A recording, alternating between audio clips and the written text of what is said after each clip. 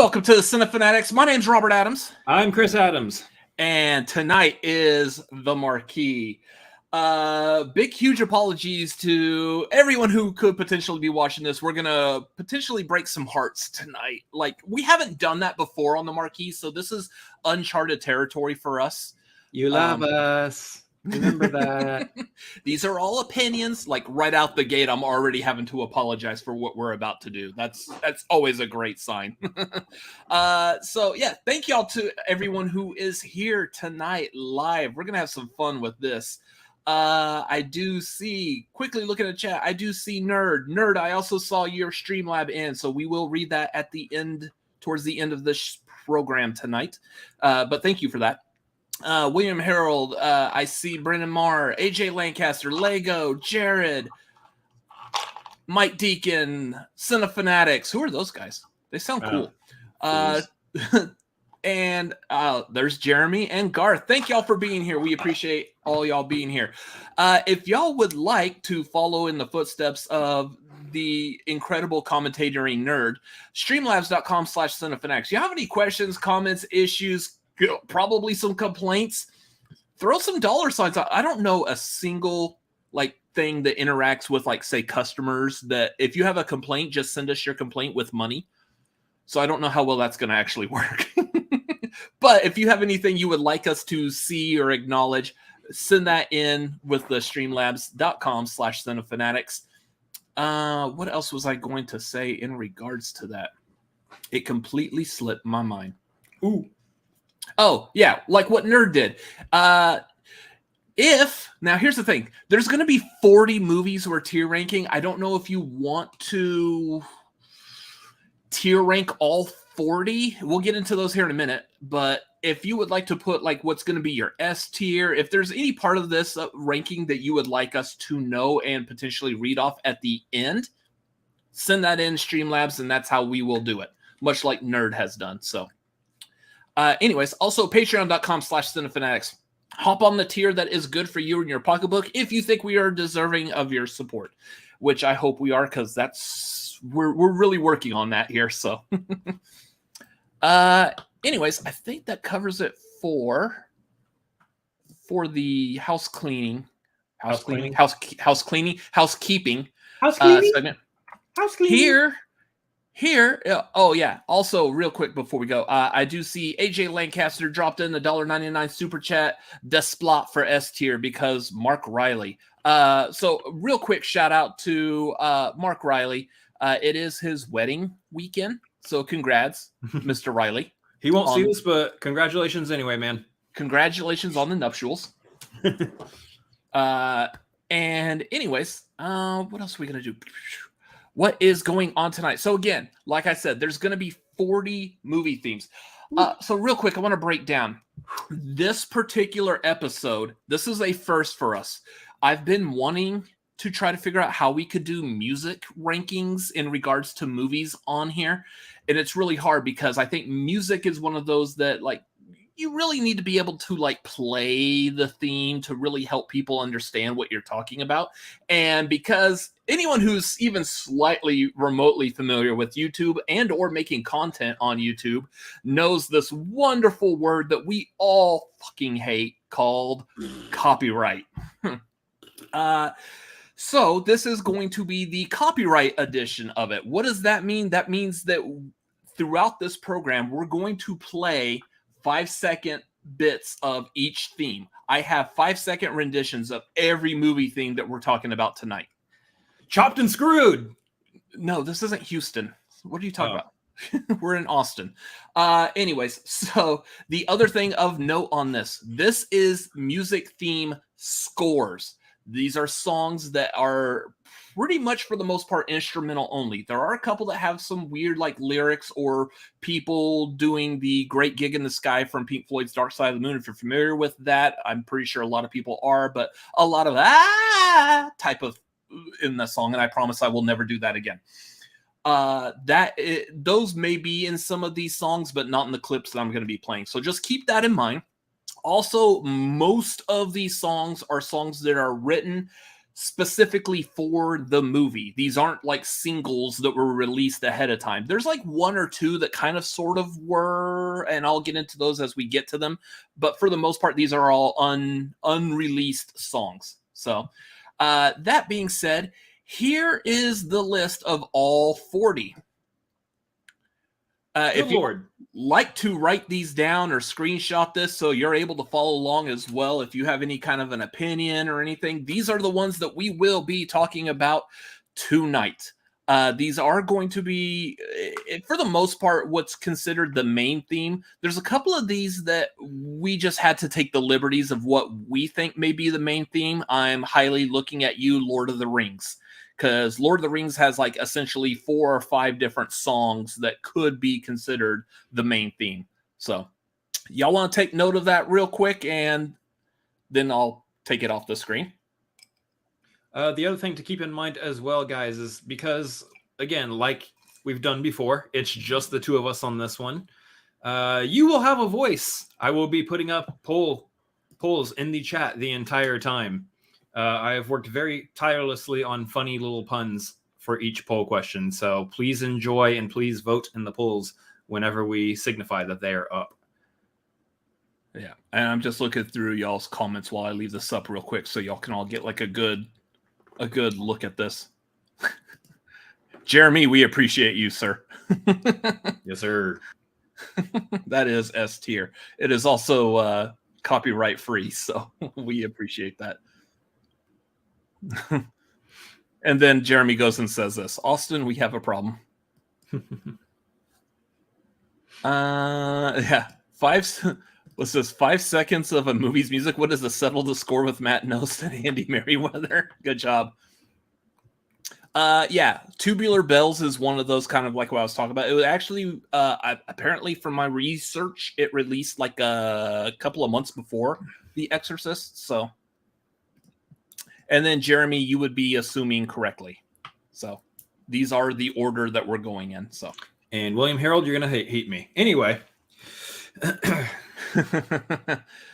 All right. So that is what we got. Now, for the rules, hey, Johnny, feel free to read off the rules and take your time just a little, because I want to make sure that the AC is really low because it's really warm in here. Take it away, Johnny. Johnny. Okay, so here's the thing. Johnny, I gave him, I was trying to like help him out and prepare him for tonight. I gave him a CD with all the movie themes on it, and he's currently just jamming out and he's not doing his job. So I'll go ahead and read the rules tonight. Tonight we've got 8 themes that are going into the S tier. 4 themes have to go in the F tier, and then it's 7s all the way through the rest. B, C, D, B, A, B, A, B, A, B. I don't. Johnny's better at this than I am. Do you not know the alphabet? A, B, C, D. 8, 7, 7, 7, 7, 4. So the very first song we're gonna do is A, B, C, D, E, F, G. That is not a movie score. Apparently, that is an F tier song for you.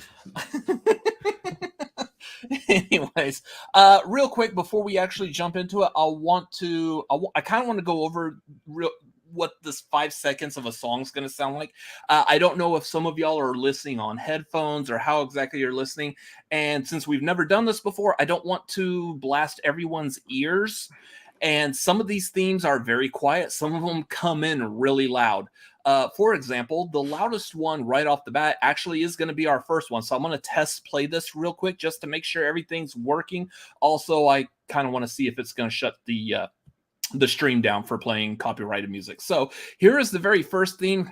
All y'all that are wearing headphones, be prepared, because I'm not sure. I feel like this is on a normal level, but we're going to go with Gone with the Wind. That's going to come in with a dun, dun, dun, dun. So we're going to test this in 5, 4, 3, 2, 1.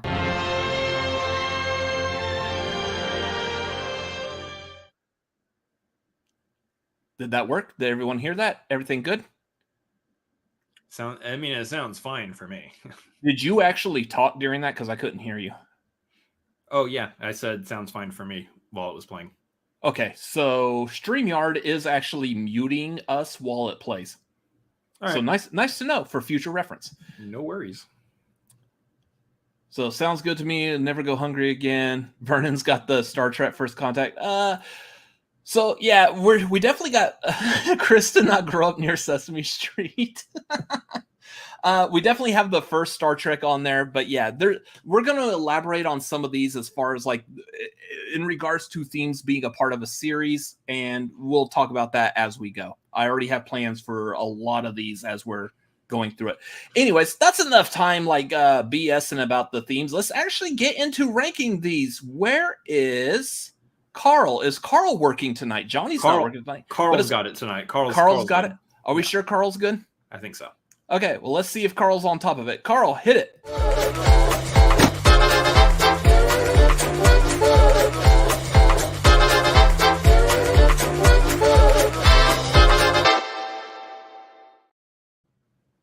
I think Carl's music was actually louder than that Gone with the Wind theme. Yes. So I think we're good on that. Listen, Johnny may be finicky sometimes. He may be doing his own thing, but you know, Carl is tried and true. Carl is reliable. We love Carl. Yes, Carl is great. Mainly because there's actually a video, so he doesn't have a choice but to show up on the screen.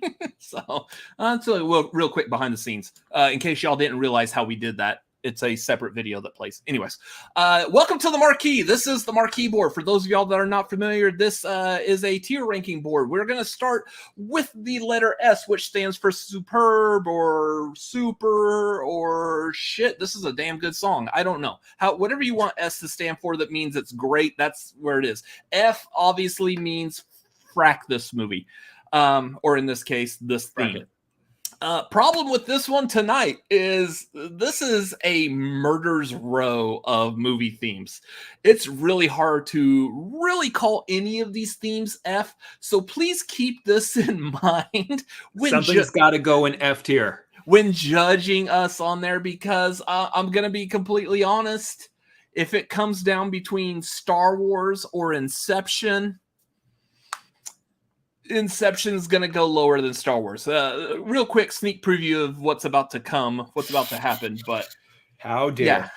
Yeah, I'm just saying. So, I mean, something is going to have to give. That movie is not on this list, but anyways, S stands for Star Trek. Y'all are gonna hate me so much, and I don't care. Jeremy, heads up, this might be a real possibility tonight. So again, going back, talking about that these are movie scores. So again, y'all saw the list of movies. This isn't going to include things like the Ghostbusters theme or Rocky's Gonna Fly Now because they have words to it. We will be doing that later. Such a darn shame though, because man, you want to compare these. Like it feels like they're missing. It just feels like they're missing. What I'm open to doing is like I want to do this first, and then we'll eventually do the one of like movie themes that are actual songs with lyrics. So we could knock out like say I Don't Want to Miss a Thing from Armageddon or What I've Done by Linkin Park from My Heart Will Go On for Titanic. Yeah. I want to knock those out as well, and then we may combine all of them to Flash da as eloquently sung by Mr. Mike Kalinowski. We might combine these later on to do like a mega movie themes that's just made up of all the scores, all the high ranking scores, all the high ranking single theme songs with lyrics, whatever you call those. Yeah, and as y'all have also seen, these are all live-action films. Animated films are not on this list, mostly because all the animated films with good music are all Disney films, and that's going to be its own separate marquee as well. Yes. So, now that we're basically breaking down the door of music, there's also musicals. We don't have any like actual musicals on this list. If it's not on this list, it's going to be on another marquee is what we're saying. Yeah. So if you're like, where's this song? It'll be on another marquee. Trust me, they are coming. We are big lovers of music, so yes, we will be revisiting this concept again. All right, let's kick things off with our very first movie right off the bat. Number one, we'll start with Chris. Gone with the Wind, released in 1939. This is known as Terrace theme by composer Max Steiner. Where does it go? Play it again real quick one more time. Play it again, Sam. No, that's a different movie, and it's also not on this list.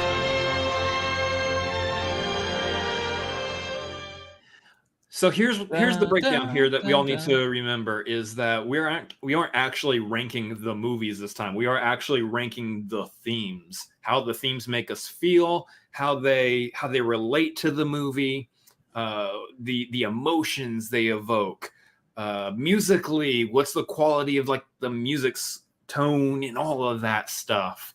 Because we're really good at judging music. That's why we're known as the Cinema Fanatics.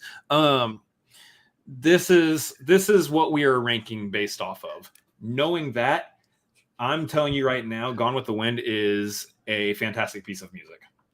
The Terrace theme, yeah, fantastic piece of music. Let me see where I have it on my list because again, 40 movies, and I don't remember off the top of my head.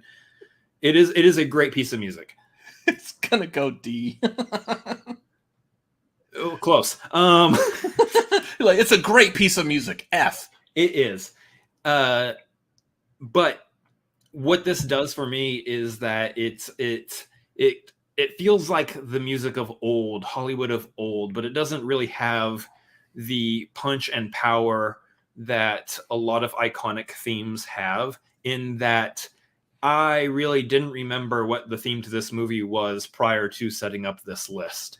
So while I do think it is an excellent piece of music in its own right, for me, it does go into the C tier because it doesn't have that punch and power that a lot of these iconic themes on this list do have. Okay, so I'm going to go ahead and completely disagree with you. This song has punch to it. I mean, even in the 5-second clip, that 5-second clip starts with a punch. Okay.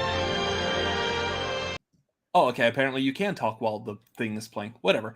Anyways, yeah. So I completely disagree with you. This has that punch. That has that feeling.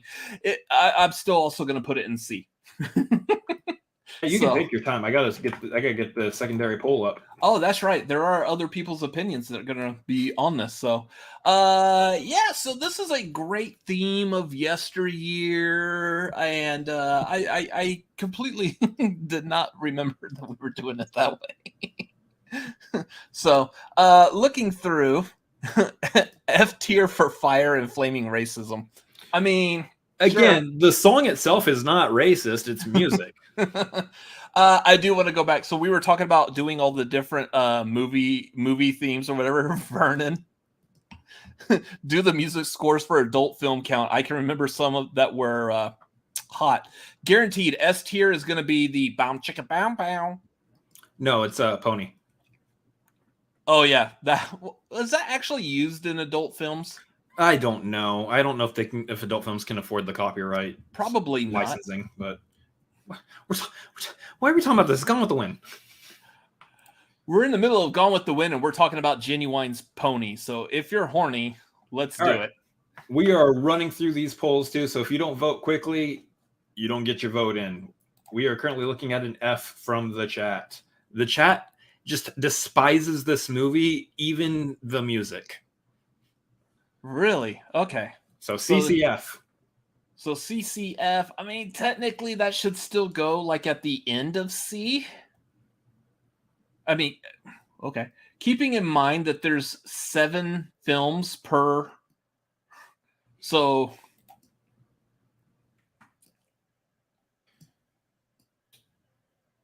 CCF, so top of D? I mean, I'll put it at the top of D for right now. Top of D, just for placement. But how old are you? Turned 42 this year. Thank you for asking. Mm-hmm. Anyways, next one, moving on, is going to be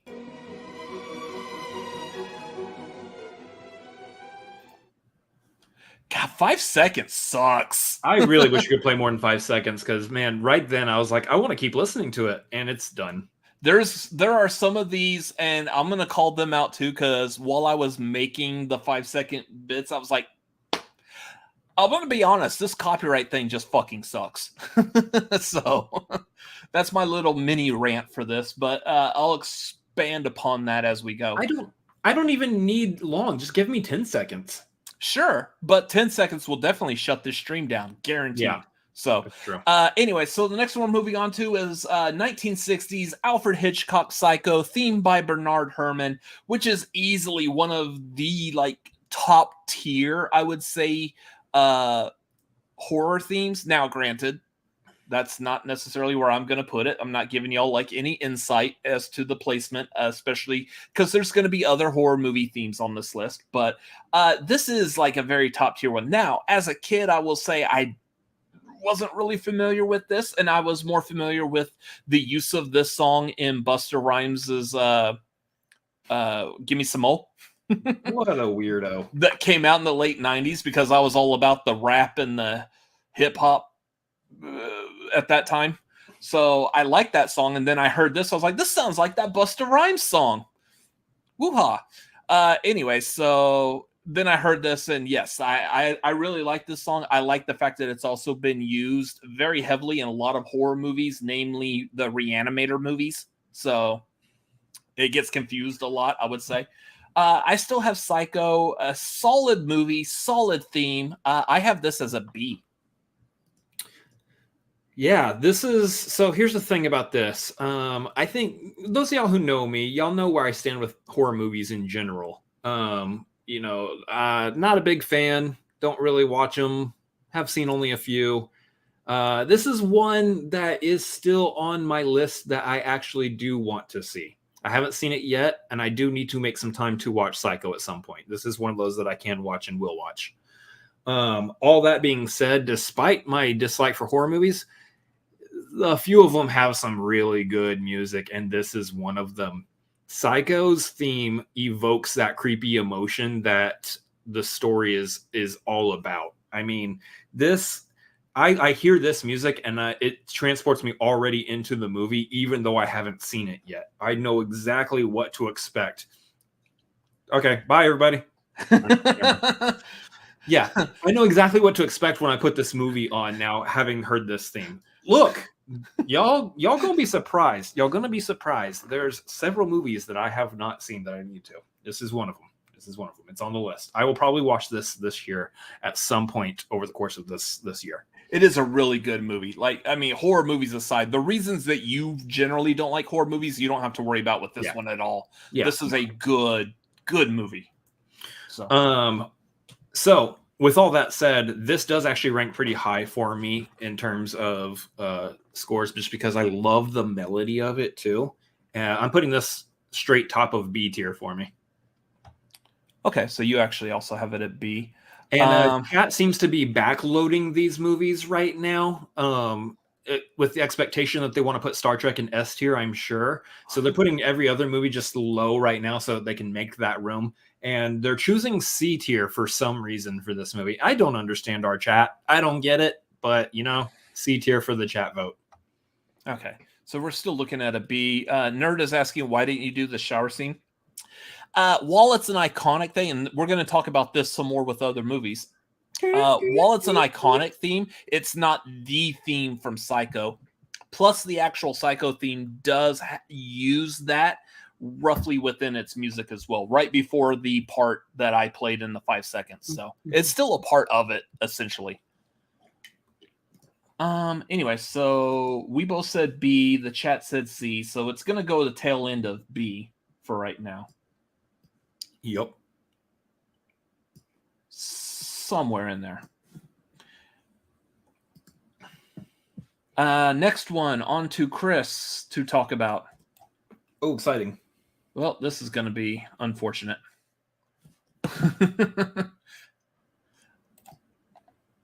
Hey, sometimes the graphics just are doing graphic things, I am in the process of redoing how this is going to be set up, so that won't be a problem pretty soon in the near future.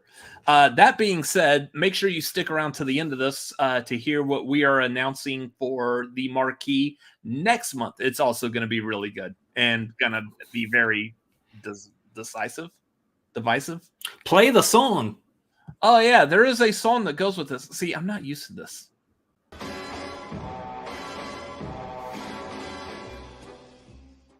Oh, it's over. Okay. And it's done.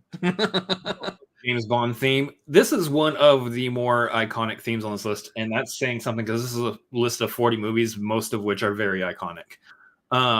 James Bond, the theme has endured since freaking the 60s? Going from the 60s all the way till now. It's definitively one of the more iconic themes on this list. It is, you play this song, people automatically know, they automatically feel the espionage, the spy, the elements, the secret agent, all that stuff. It just evokes that. I'm going to be using these same words over and over and over again, by the way. Evoke, all those kinds of words. I don't talk about music that often. But yeah, this is one of those themes I feel like just absolutely fits the property to a T. It's stuck around since the 60s. It has. So for me, let me see where I have it. I put James Bond. So James Bond also lands in the B tier for me. Again, this is one of those situations where I recognize the iconic nature of it. It's not my favorite, but it still is a very solid classic theme. Yeah. So, and I didn't say this is 1962, the theme from Dr. No, which just stuck as the James Bond theme, done by Monty Norman. So, yeah, I'm kind of the same way. Like, I understand the iconicness of this. James Bond is not one of my like major go-to movie franchises. So therefore, while this theme is very, very popular, our father absolutely loved James Bond, so we heard this all the time. It's not one that I hold personally close to my heart either. So I also have this in B. Yeah. So, and what is the chat doing? The chat is ruining my night by everybody just splitting the vote evenly amongst all the choices. Make James Bond a horror movie, MGM. That's great. I can't do another runoff poll, guy. I can't make y'all change your mind from where you voted. So, in this situation, when we have even split, do you think we should do the math where there's a vote for every tier? I know it's more math on your part, but... Oh, no. S is in the lead. Never mind. S from the chat. S from the chat. Okay, so S from the chat, and we have B. B. Okay. So, I mean, 2 B's and an S. I'll put it in A. Sorry, chat. I already said S by the time we made the determination. You're trying to tie the vote back up at A. Unfortunately, we have already decided S from the chat.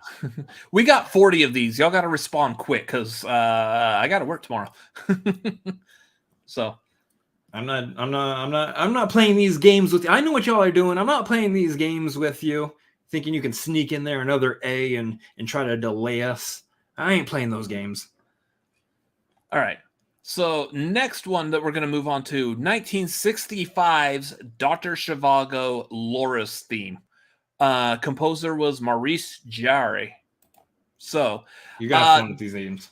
Yeah, this is going to be interesting because this is one, unless y'all saw like my tweet earlier or whatever and decided to go look it up, most people probably don't know the Dr. Zhivago theme off the top of their head. But I'm going to play 5 seconds of this theme, and I guarantee each and every single one of y'all are going to be transported back to a time where y'all rode a carousel.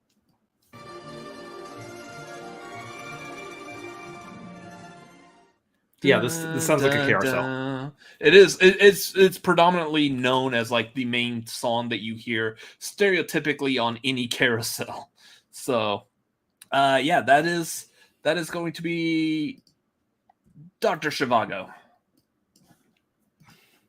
This starts off with me. Again, I have actually not seen this movie yet. I know it's a very long, like Russian expressionist.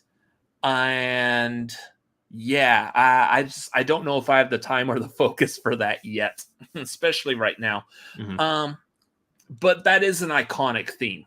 I mean, that I'll be honest, behind the scenes, when I was looking at like what themes we should choose, Dr. Zhivago kept popping up on like top 10, top 20 lists, whatever. And I was like, what is the theme from Dr. Zhivago? I played, and I was like, oh yeah, I remember this song. So it's not one that necessarily may stick with you from Dr. Zhivago, but I guarantee it's a song that pretty much every single person has heard at least a couple of times in their lifespan. So I actually have this just because it is a good theme. I do have this as a D on my list. Mm-hmm. So you got D. That is going C through F here. So let me run the other poll. By the way, I want to highlight every now and then. I like to highlight my puns that I put as the questions for the polls. In this case, it's tiers picked, votes tallied, Dr. Zhivago, and I'm just very happy about that. I'm just very happy about that. It entertained me writing that one out. Hotel Zhivago. If you have to explain the joke. Anyway, this one is again, we have another situation where we have a beautiful piece of music, and it is known. It is classic. It is. Oh my gosh! And there's no intermission. If you got to get up and pee, you got to get up and pee. Just deal with it. And then go watch it again, because that's what James Cameron wants you to do. We intend on you coming back and watching it again. So yeah, this is again, it's another movie that I haven't also taken the time to check out yet. And by taking the time, I mean taking the time. But the music itself, I've definitely heard of it before. It is definitely like known. The song itself, I can't tell you whether I can relate it to the movie or not, having not seen the movie. But the song itself being just a great piece of music by itself, separate as a film score, does bode well for it. That being said, I'm not putting it in F tier, but it is because it doesn't connect with me as well as a lot of these other themes do, and what feelings they evoke in comparison to their movies that they come from. This one does land in the D tier for me. Yeah. All right, so we both are saying D. How's the chat looking? Chat saying F. Put it in F.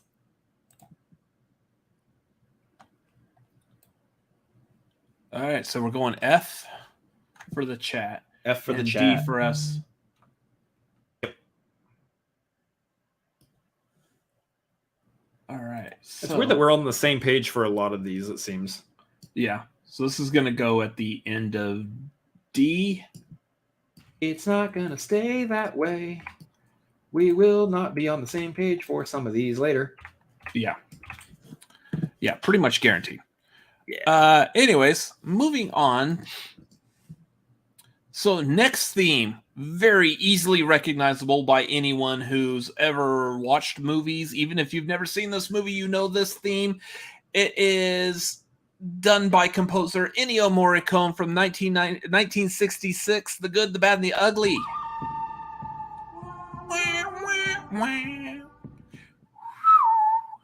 Yeah. Anyways, we're going to let it play for 5 seconds, and then we are going to sing the rest of the song to you. So that will be The Good, the Bad, and the Ugly.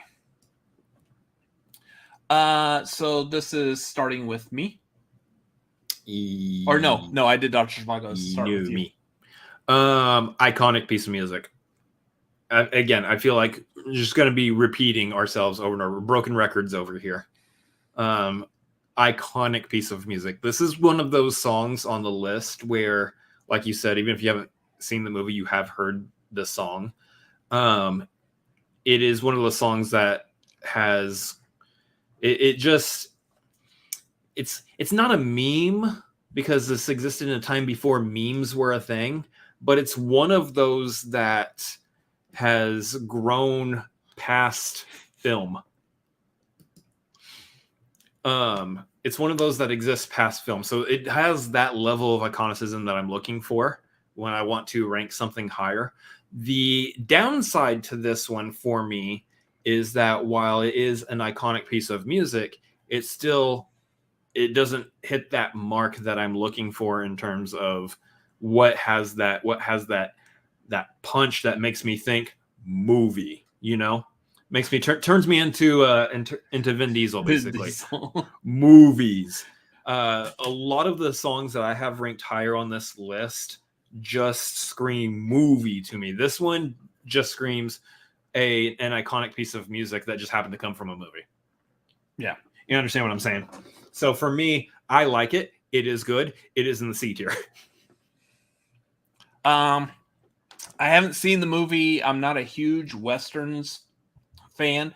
I do recognize the iconic nature of this song, and easily probably one of Ennio Morricone's top songs. Yeah. I do actually, because of my personal connection to some other songs, I do have this one in D. So. Ooh. Anyways, and the chat's probably going to make up the difference on that. Yep, they are. They're throwing it in S tier. That makes sense. I mean, yes, nerd D. You'll see as we go through this list that I have a lot more personal connections to some of these songs. There's definitely going to be a couple that I want to go and throw in S just because of my personal connection. You might not, general public may not think it's an S tier song, but man, the way it hits and the way I like it, I just want to note real quick, and he may have been talking a whole lot there just to stop me from saying this, but if I'm the bad, chat thinks they're the good. That leaves I'm gorgeous. I don't know what y'all are thinking. That's not the name of the movie. This isn't a movie. This is a YouTube channel. This is the good, the bad, and the gorgeous. That doesn't hit as hard. Anyways, where's the chat going with it? S. So we've got a C, a D, and a S. Good Lord. I think we're going to have a nice, healthy-looking list by the end of this. Chat's going to make up for our musical flaws, and we'll make up for chat's musical flaws. Yeah. C, D, S. I'm thinking this is probably going to go mid A. Yeah, I'm thinking it's mid A. John Wick possessed me there. Yeah, apparently. When I hear I'm thinking, all of a sudden I turn into John Wick.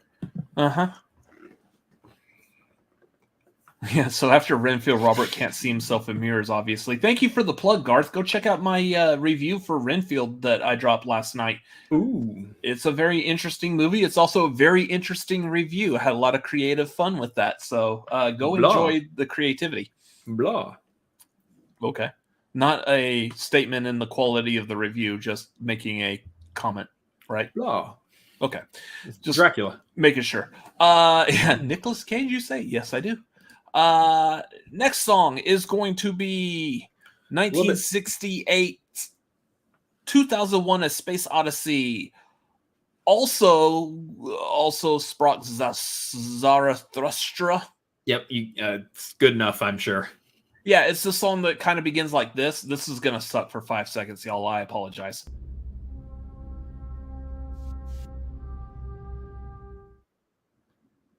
That was it. Fucking 5 seconds suck. Have you seen the first Barbie trailer? Oh, good Lord. I really hate the 5 second thing, but 2001: Space Odyssey. This is one of those that I will say right off the bat, I actually appreciate the music more than the movie because I'm not a fan of this movie. Unless I'm not sober and I can play Pink Floyd's Echoes over the last 23 minutes of this movie, which actually line up much like Dark Side of the Moon and Wizard of Oz. But yeah, This is a really good iconic theme as well. I actually will say this as about as iconic as The Good, the Bad, and the Ugly as far as themes go. This is a theme. This is one of those few pieces of music that actually kind of predates the movie. It is a classical piece, but the thing with 2001: A Space Odyssey is the entire score of that movie is made up of classical pieces. There's no, as far as I've been able to tell, there's no actual original score to that movie. It's all bits of pieces of classical music jammed together to make up a score. So that's why it's included on this list. I do have this again, iconic theme, as iconic as Good, the Bad, and the Ugly. So I ranked it just as same as I did Good, Bad, the Ugly. I have this in D. Yeah. This is where I feel like chat's hating us, because while chat is leaning towards S right now, I too have this in the D tier. Not because it's a bad piece of music by any stretch of the means. It's a great piece of music. And its connection to the movie is absolutely superb. As far as movie scores, again, we're talking about like our tier list here. We're talking about movie scores that connect with us individually. You guys are great to kind of balance that out when we're talking about, you know, these themes that connect with us at a deeper level. It's iconic. It is known. It is also, like you said, Good, Bad, and the Ugly. It is a piece of music that is stretched beyond the movie that we know it from, mostly because it's come from before the movie, but also because since the movie has stretched beyond that. But it is on this list of 40 wonderful songs. It is still hitting in that D tier for me. But does it hit us in the feelies? Does it hit you in the feelies? Does it? Garth wants to know, how do I spend channel points to do more votes? We ain't on Twitch. We ain't on Twitch here. Chad is saying S tier to balance us out. Isn't that what we just did for Good and the Bad, the Ugly too? Pretty much, yeah. All right, so personal preference, I would actually probably put this before the Good, the Bad, and the Ugly. So starting to notice kind of a trend with where I've ranked some of the older films. While I do like their music and think they're excellent pieces of music, I'm noticing that obviously the ones that have come out closer to my birth year and beyond are ones that I connect with more. And I wonder if that works for everybody. I know we have a wide range of ages in the chat, but do you guys feel that way too for some of you out there? Yeah. There's definitely, I noticed that quick spoilers, a lot of my F tier, the ones I'm ranking F, are newer films that I just don't feel that connected with. So interesting. So it kind of plays both sides a little bit. Yeah. I'm definitely more of a appreciative of older movies, but you're probably going to see a lot more. I'm probably going to rank movies that I personally connected with growing up as S or A. So anyways, next one that we're moving on to is easily described as the godfather of all theme songs. Because it's the Godfather theme that song. Would be 1972's Godfather theme, also referred to as Speak Softly Love by composer Nino Rota. So that is the Godfather. Where's this going to go, Chris? So again, we're talking about, like, for me, this fits in the same bucket as, like, say, Dr. Zhivago, or like Gone with the Wind, where I believe it's a beautiful piece of music as a film score. It does its job, but this is one of those cases where I feel like my feelings of the film kind of bleed into my feelings of the theme, wherein I think, again, it's an excellent piece of music. It very much evokes the feelings of the movie itself. However, I am not a Godfather fan. Please don't hurt me. Please don't hurt me. I was bored with The Godfather. I know, like, everyone's like, ooh, The Godfather, one of the more dare you? Iconic piece. You feel the same way. Shut up. Oh, that's right. I have 2.5 stars on the Letterboxd. One of the more iconic films of all time. The truth of the matter is that the film itself just doesn't do it for me. You put an F tier, you're gonna get a horse head in your bed. Don't you touch my bed. I just got those sheets from Sheets and Giggles, and I don't need them ruined by horse entrails, okay? Not a sponsor yet. That being said, I don't have it in F tier because again, it is a great piece of music by itself. I do have it in the D tier though. I do have it in the D tier. It is ahead of Dr. Zhivago for me. Okay, so you have it D. Yeah, this is another one of those, like, the movie, like, I'll be honest, the movie I probably need to sit down and watch again. This is probably a movie I need to rewatch. A lot of, like, these gangster movies like that, same with, like, Goodfellas, Casino, Departed, not Departed, what's the newer one that Scorsese did? I watched it on an airplane. Is it Irishman? The Irishman, yeah. Yeah, that one I really liked. The rest of these, like, there's parts of them I like. The whole thing involving the horse head as a way to coerce the studio head to allow the, like, I think it was like a cousin or whatever to be in a movie. I like that idea. I like that part. But the movie is very slow and a whole lot of, like, crime family lingo that I don't care about. Like, I don't care about your crime family. Just sorry. But this is a good piece of music. I do actually have this a little bit higher. I have it as a C tier. I love that. I thought I was going to get burned at the stake from the chat, and I've seen multiple people who are like, Godfather, you know. Oh yeah, so you'll understand, like, Nerd's comment here. This is very notable music by having a C. That's the kind of feeling that we're talking about here. Yeah. Nerd gets it. Nerd now, the problem that Nerd put himself in, one of us. The problem that Nerd has now put himself in is that he's acknowledged that this is the way to think, and he can't say anything against any of our personal takes for the rest of the stream. Whoops. Good job, Nerd. Thank you for chat is following. saying C. Chat saying C. Okay. Yep. And I said C. You said D? I said D, yep. Okay, so pretty much it's going to go in C. It's not going to be the top of C, but... Interesting. Nerd says not true. Don't backpedal. You're going to go straight through that wall behind you. Yeah. Okay, so next one. Oh, so this is hilarious. This next one, I actually, this is going to be really funny. So while creating these 5 seconds, and I know everyone's going to potentially go with the calling bullshit on this.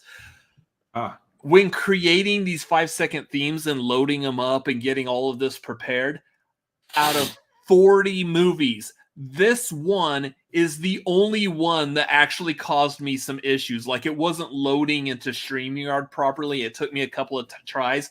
And I was like, I'm completely just, my mind is blown. Out of all 40 movies, this is the one that is going to cause the problems. Weird. Which makes complete sense because this one is 1973's Exorcist. Tubular Bells. Also known as Tubular Bells by composer Mike Oldfield.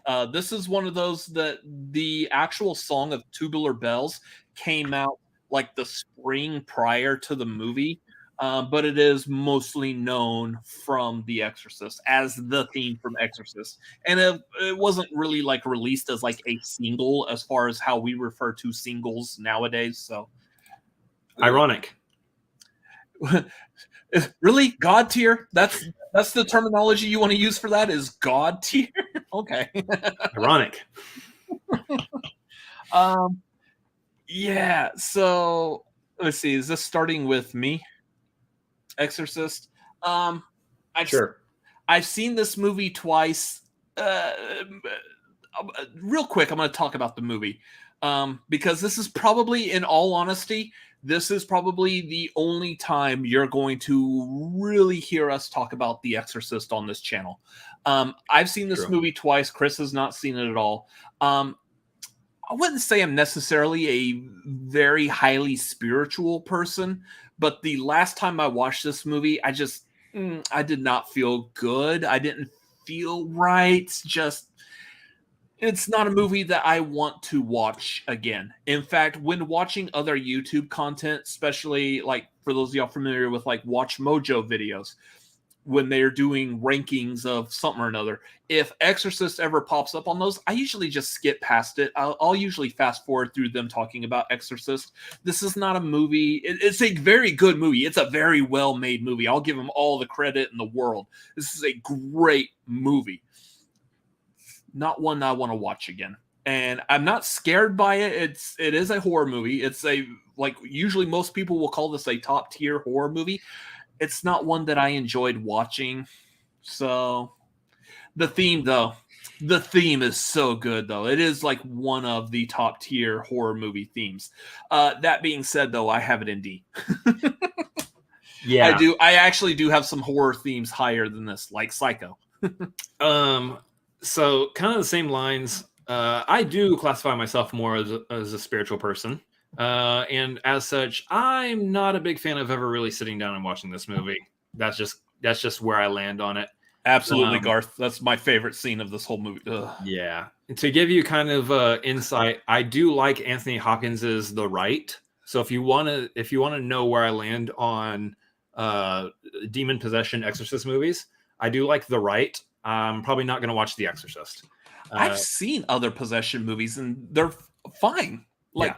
I love the Evil Dead movies. Those are possession movies. I'm eager for this new one, but yeah. Yeah. So all that being said, we're talking about the movie there. Let's talk about the actual piece of music itself. Really good piece of music. And you're going to notice a trend here.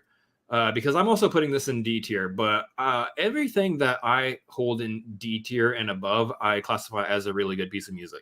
And honestly, even some of the music I'm going to put in the F tier, I also think are good pieces of music, but I have specific reasons why they're going in the F tier. This one does not make the F tier for me. Exorcist, great piece of music, Tubular Bells. It does do a very good job of evoking there's that word again, evoking the feeling that this movie gives.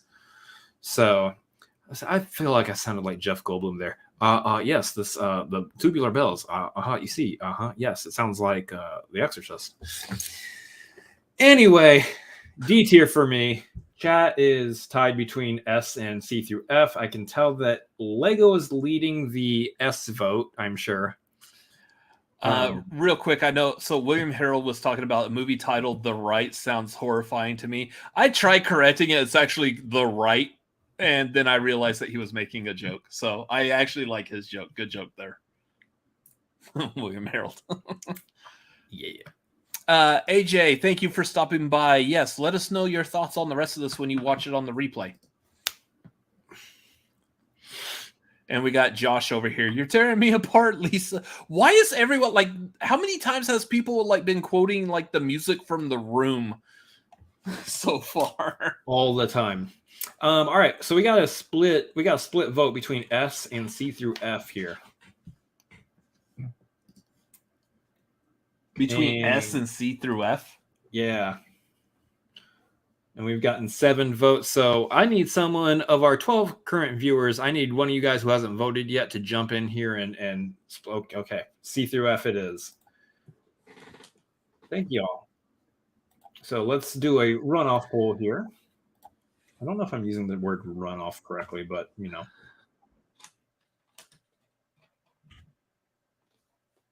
I'm political. Here we go. C, D, and F. Oh, you're playing it again. No, I didn't play it again. What the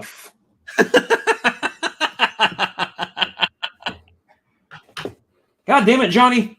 I told you to put on headphones. I do find it weird that, yeah, out of all the 40 movies, this is the one that I had a hard time getting it uploaded for some weird reason. Like, It's crazy. Watch, that's going to be the one that shuts our stream down too. Yeah, at this rate. So D for me, C for the chat. C for chat. And I said D. Much to Lego's chagrin. So 2 Ds and a C. Yeah. So here's the thing. There's 40 movies. I'm not keeping track of exactly what the breakdown for each one of these were. So in a situation like this, two Ds and a C, it's still going to go D. I can't remember what the breakdown was for Gone with the Wind, but I feel like Exorcist should go behind Gone with the Wind at least. So. Demon was trying to possess the technology. Yeah. Anyways, next one. Again, if y'all would like to make any kind of comments or anything, or you would like to see this kind of stuff keep happening, streamlabs.com/cinefanatics. We would like some food to eat, please. Thank you. Anyway. Just kidding. Just kidding. I have soup tonight. Yeah, I want some split pea soup. I have ramen noodles. I'm good, but I mean, just saying. Pazuzu and Hal are going to work together. No. Woof. That's creepy. Woof. Anyways, next one. Okay. So here's another one where the 5 seconds just absolutely sucks. This is also going to be the first of many John Williams themes. So we're going to kick things off with 1975's Jaws.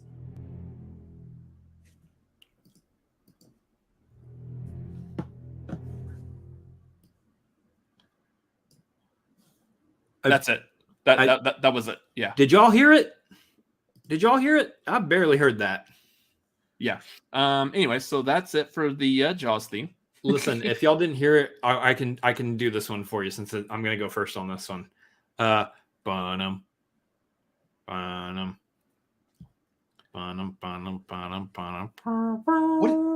What is Dan Murrell doing here? Exactly. So yeah, it's that 5 seconds was a very quiet 5 seconds. But Lego says, okay, if one movie gets S, hello, where? Oh, there it is. If one movie gets S, it's got to be this one, right? No, not at all. This, y'all know the theme.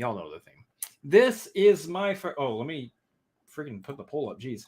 This is my first F tier movie on this list. Wow. Oh no, he's putting the Jaws theme in F tier. Yes, I am. You're burying the lead. Yeah, there's 3 notes. You're burying the lead though. You're putting a John Williams theme in F. Yes, I'm putting a John Williams theme in F tier. How dare you, sir? All the rest of his themes are better than this one. Let's be honest about that. This it's good. It represents the movie. It evokes the movie. It's 3 notes. Granted, yes, I know there's another part of the song besides just the bottom part, but you're gonna find that the songs that I'm putting in the F tier are songs that are just kind of the same notes, kind of replayed over and over again, and that's the bulk. That's the gist of the song. Makes sense. Yeah, it's one of those things where we're talking about, yes, you're talking about the iconography, you're talking about the feelings the theme evokes, how it relates to the movie, but we're also talking about the score of music itself. And while it is well composed for the movie, it doesn't do it for me in terms of other movie scores, especially other movie scores that are on this list. Sometimes simplicity is what makes things great. Yes, for me, it's not this time. Jared is just straight up yelling at this point. He's allowed. He is allowed his opinion. And again, this is the situation where the chat is gonna balance me out. Everyone is voting S tier right now. Me, sorry, this doesn't do it for me. F tier for me. It's the only. I promise this is the only John Williams theme. Yeah, it's the only John Williams theme I have in F tier. I promise. God, real quick, I need to like look through the rest of these and kind of like cover my ass a bit here. Uh-oh. I think That's ridiculous, says Nerd. I actually have one other John Williams theme that is lower than this. So Jaws, I kind of agree. This is a very simplistic song. Yes, and I definitely agree with what Jared said. Simplicity is what makes it great. And it does 100% for this theme, sure. And I do apologize. Me and Chris already talked about this. We should have actually probably done an entire tier ranking of just John Williams themes before we did this one. That way everyone would at least know like our John Williams stances before we get into this, because I would still place everyone higher than this one. I get that. Because let's be honest, let's take a sidebar real quick. Everyone at least is going to agree that John Williams is like S tier of movie scores, right? I mean, I feel like that really goes without saying. We're going to have a bunch of them on this list. While this one is good and extremely iconic, I do have other themes, not just by John Williams, but other themes I hold in higher regard. Jaws is a great movie. The movie itself isn't as wonderful as I would hope it could be, but at least for me personally, but the theme is very powerful. It does invoke that terror, that shark slowly coming at you. It sounds like a shark. Because of that song, every time I see a shark, this is the first thing that pops into my head. It's true. Yeah, the score innately invokes anxiety. Absolutely, 100%. But John Williams has 167 scores I would put below this. Good Lord.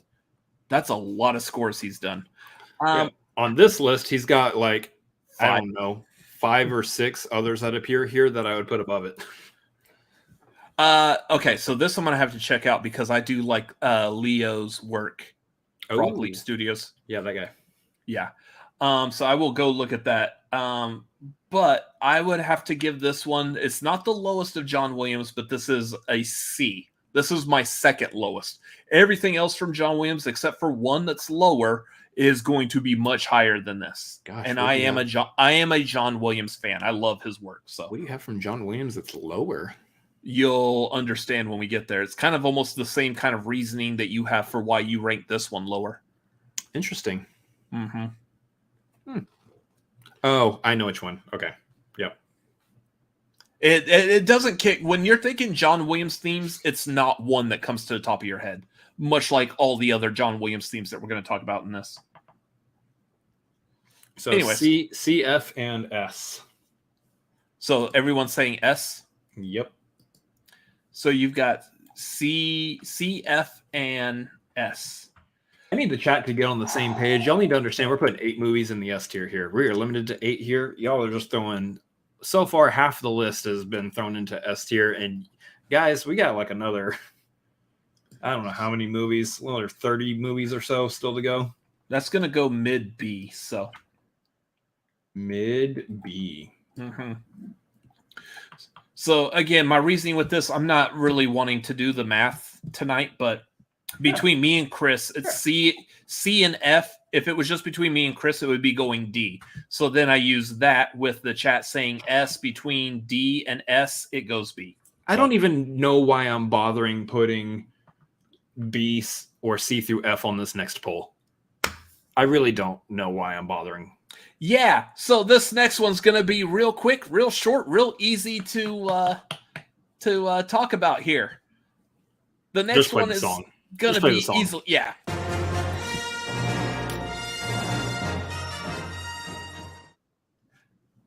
This would be John Williams' Star Wars from 1977. I'll kick things off real quick and easy. This is S tier. I don't really need a reason why. Y'all all know this is the absolute pinnacle of John Williams. This is S tier. Even if you hate the movie, even if you hate the theme, this is still an S tier theme. All day, no bones about it. Easily, 100%. My work here is done. Yeah. So here's the thing. To me, just gonna go ahead and put this in S tier. Yeah, some people are voting C through F to be little trolls. Y'all, come on now. I'm not trying to sway Chad's vote here, but let's be honest. Let's be honest. This is actually not the pinnacle of John Williams, but it's the next one after it for me. And I understand Chris's reasoning on this. I know what his pinnacle is, and it makes sense. Yeah. That being said, I love Star Wars, the franchise as a whole. The music, it's one of the most classic, one of the most iconic, one of the most widely regarded, known, loved, blah, blah, blah, film scores, themes of all time. Yeah, it's S tier. It's S tier. Chat saying S tier. I don't even know why I bothered with the poll. I don't even know. We all know S tier. It's S tier. So this is where I was going to talk about, like, as far as looking at the other themes from the franchise. Obviously, Star Wars is one of the biggest franchises that has the most amount of iconic songs. We're going with what's considered the main theme, but man, again, we could do an entire tier ranking of just Star Wars music, because there's the Imperial March. I would even throw Yub Nub in there. I mean, I love Yub Nub. There's the Cantina song. There's Duel of the Fates. There's Leia's theme. Yub Nub is F tier for me. You know, whatever. Get bent. Whatever. Old. You're old. Old. Yeah. So there you go, Garth. Thank you. Yub Nub is S tier. Old. Thank you, Garth sir. is old. Garth is also old. Whatever. Yeah. Star Wars main theme S tier. That was easy. Nice little time saver there. Moving on to the next one. While we're still with John Williams and talking about aliens from outer space, there's also 1978's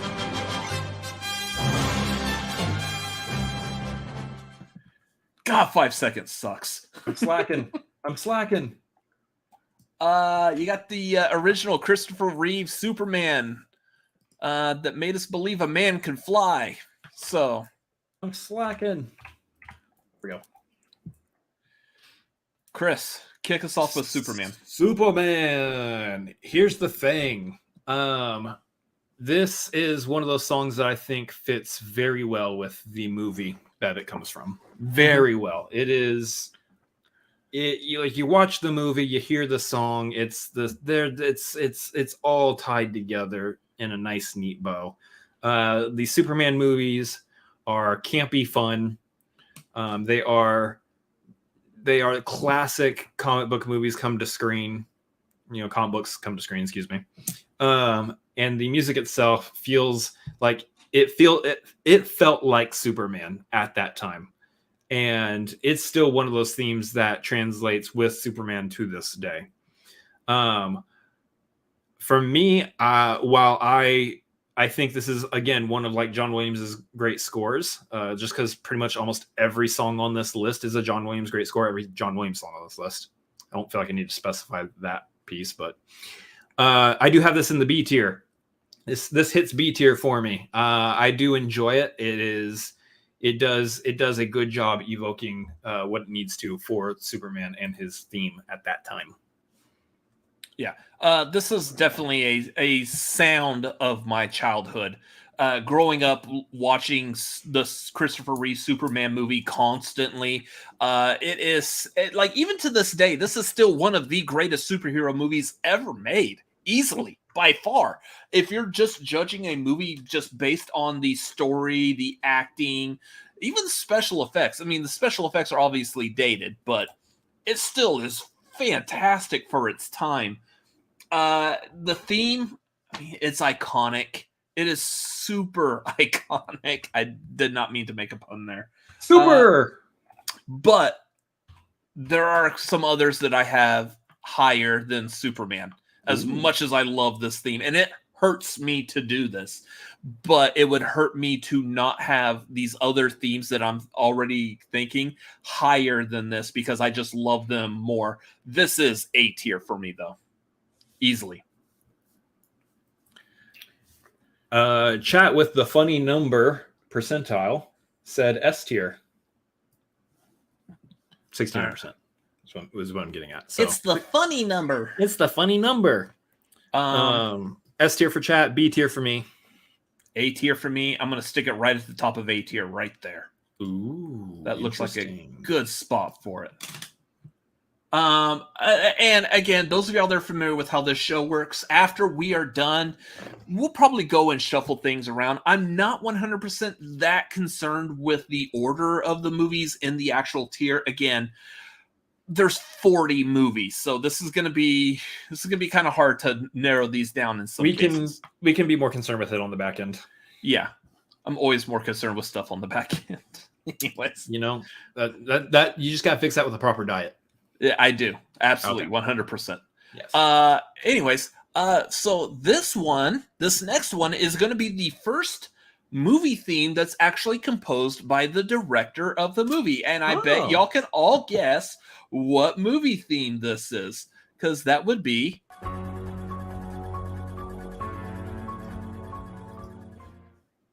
Hey, 5 seconds was actually enough for that one. Sort of, yeah. It sounded a little weird on my end, so I don't know how well that came out. But that is 1979's Halloween, composed by John Carpenter. This is an iconic horror theme, easily. One of top-tier horror themes, I would say. It's not the highest, in my opinion. There's at least one other horror theme I have higher than this. And it's going to be weird, but I'll explain why later when we get to it. But this is an iconic theme. It is simple. Going back to what was said earlier, this is a simplicity at its best, and it easily hits all the notes needed for the feeling of this movie. I love it. This is a B tier for me.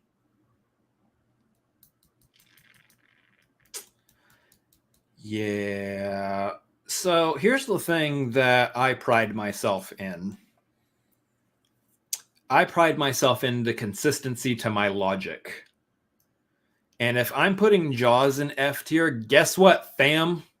Again, it's just a couple notes repeated over and over and over again. Does a good job for evoking the anxiety and terror, but the horror movie not lover in me, attaching this song to a horror movie, this song is horror movie song.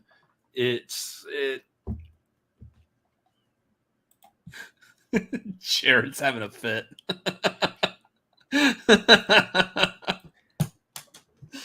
Put that mug in the F tier. Oh, good Lord, dude. Why? There goes all credibility that this channel had, or it could possibly have. I have credibility with the people who care about me. All right, so I got it in B. You got an F. It does not do it for me. It's here's the thing. Again, legitimately, pretty much all the music on this list is good music. It really is. Like, even this, all of it, everything I put in the F tier is still good music. Just compared to everything else on the list, doesn't do it for me. Doesn't do it for my non-horror loving heart. So all the rest of you out there who love horror movies and love the music from it, I'm balancing you out tonight. And for those of y'all who have seen Renfield and knows what happens to Ben Schwartz in that movie, I'm now picturing that moment.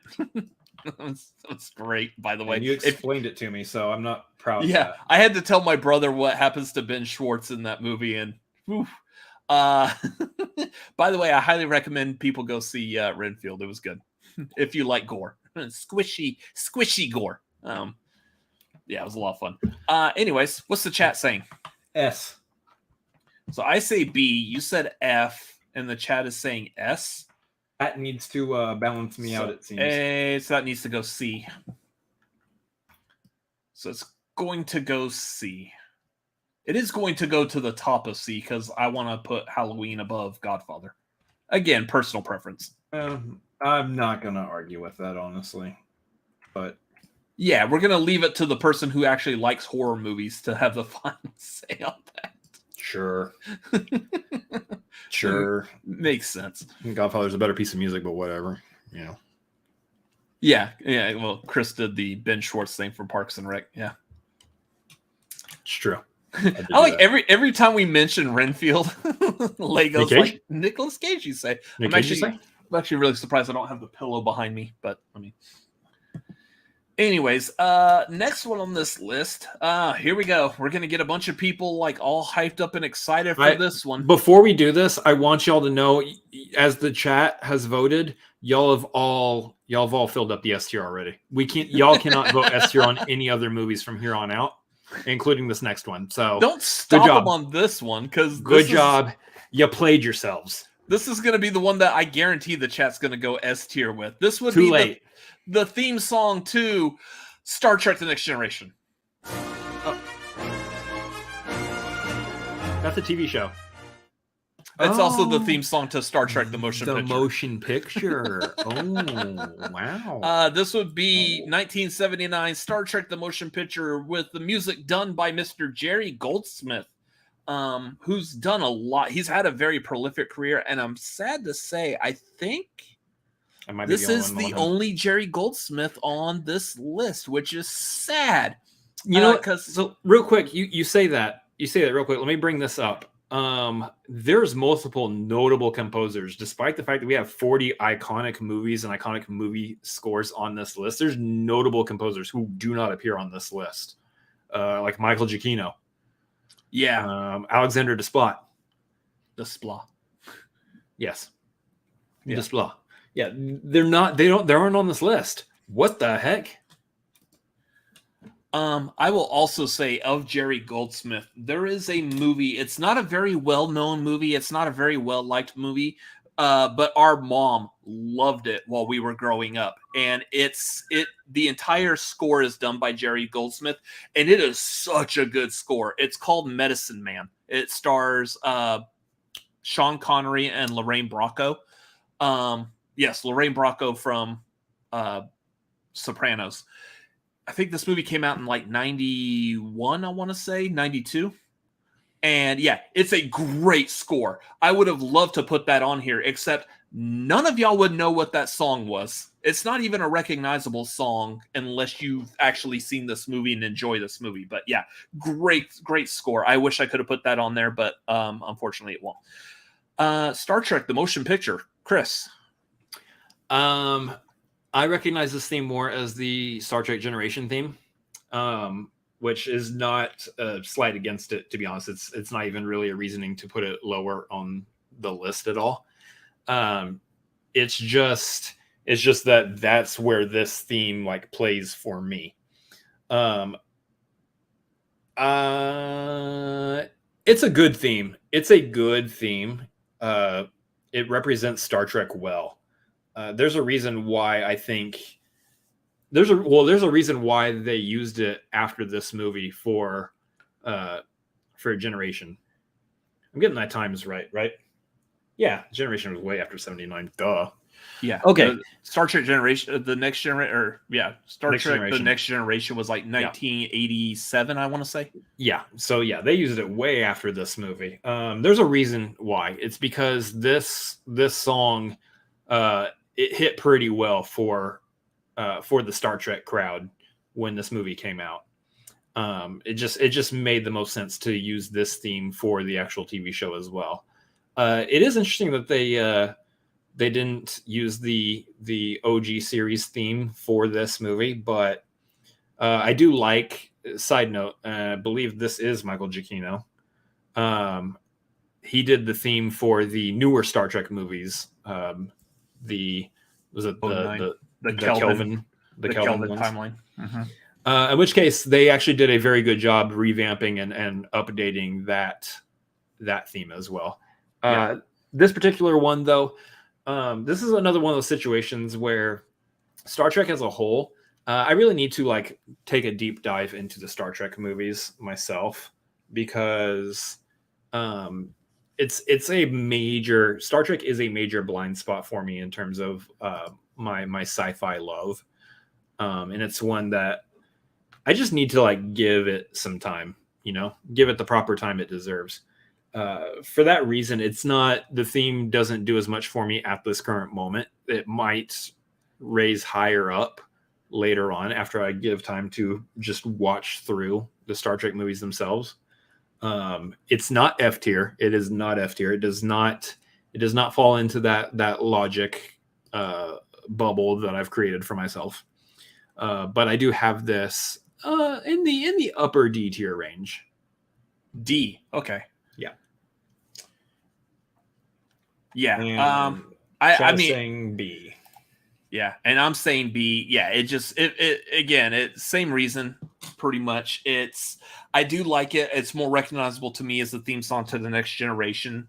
But I love the fact that it actually got played in a movie before The Next Generation. But it's a great theme song as well.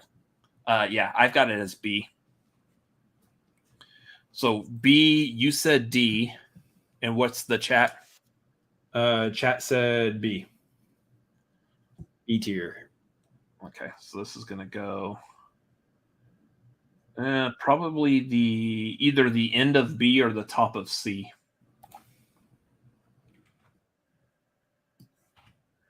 Probably gonna put it at the back end of B for right now. Put it in the back end of B. Yeah, not a euphemism for anything, but all right. And next one.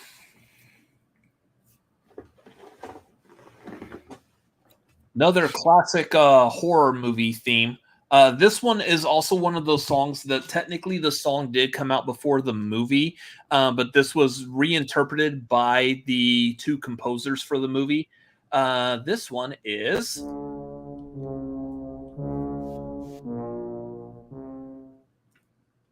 That would be The Shining from 1980s, The Shining, also referred to as Dies Irae. Is referred to as a Gregorian chant interpolation by composers Wendy Carlos and Rachel Elkin. So this is a great horror movie theme. This is probably one of my top tier horror movie themes, just because it has all the notes and beats and sounds and feelings that, especially, this is the first thing that plays from this movie, and it gives you a feeling that actually does stick with you for the rest of the entire movie. And it plays so well. I love it. I love that they also reused it in Doctor Sleep, because it kind of carries on and brings you right back into that world.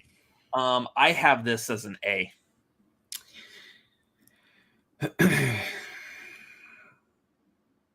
I'm curious where the rest of the chat is going on this one right now. Let's see. Okay, so most of y'all are leaning towards B right now, it seems. Oh, we got some votes for A. Okay. So y'all aren't going to hate me as much this time around. This one, almost of any of the songs on the list here, define the logic that I've created for myself for the F tier, wherein it almost literally is just those notes. It is, again, these songs that I've put in F tier, all the songs are good for what they represent for the movie, but for what I'm looking for in my musical quality and in the range of the music, I don't know how to describe it specifically, but I'm looking for more from a theme than just the simplicity of it. This is way more than just a few notes, factually inaccurate. Okay, it's 5 notes. It's 5 notes instead of 3. I'll give you 2 extra notes on this one. Yeah, this one is this. It doesn't hit for me. It's the same reason as I give anything else in the F tier. The Shining does the theme does fly in the F tier for me as well. Everything else on the list, I feel I like so much better than this. Yeah. Well, except for one other movie. So you have this as F. I have it as A. What is the chat? Chat is leaning B right now.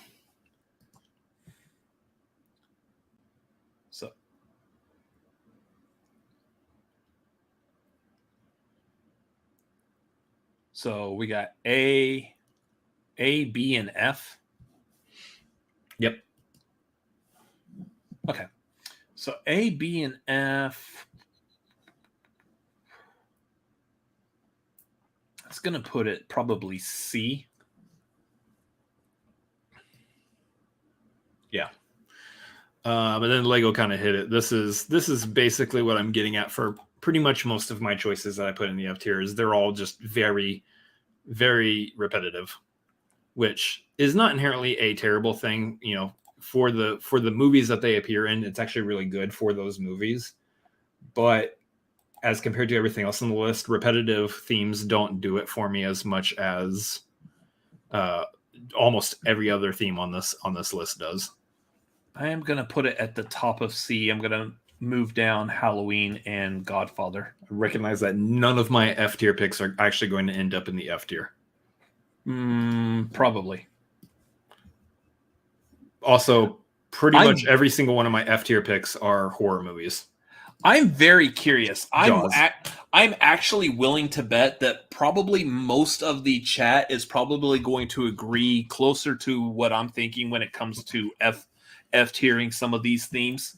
So, anyways, so that was The Shining. All right, so we're gonna take a quick little break. I'm going to put the thumbnail back up because I don't really have like an intermission screen, but we've got a lot of these to go through, and it's time for a real quick, like 2-minute bathroom break. Please stay with us, because coming up next, go ahead and if y'all want to talk about it in the chat, I'll go ahead and play it for y'all real quick, but we're hitting a big major one coming up next. This is going to be, yeah, stay tuned. We'll be right back with this. Give me like 2 minutes.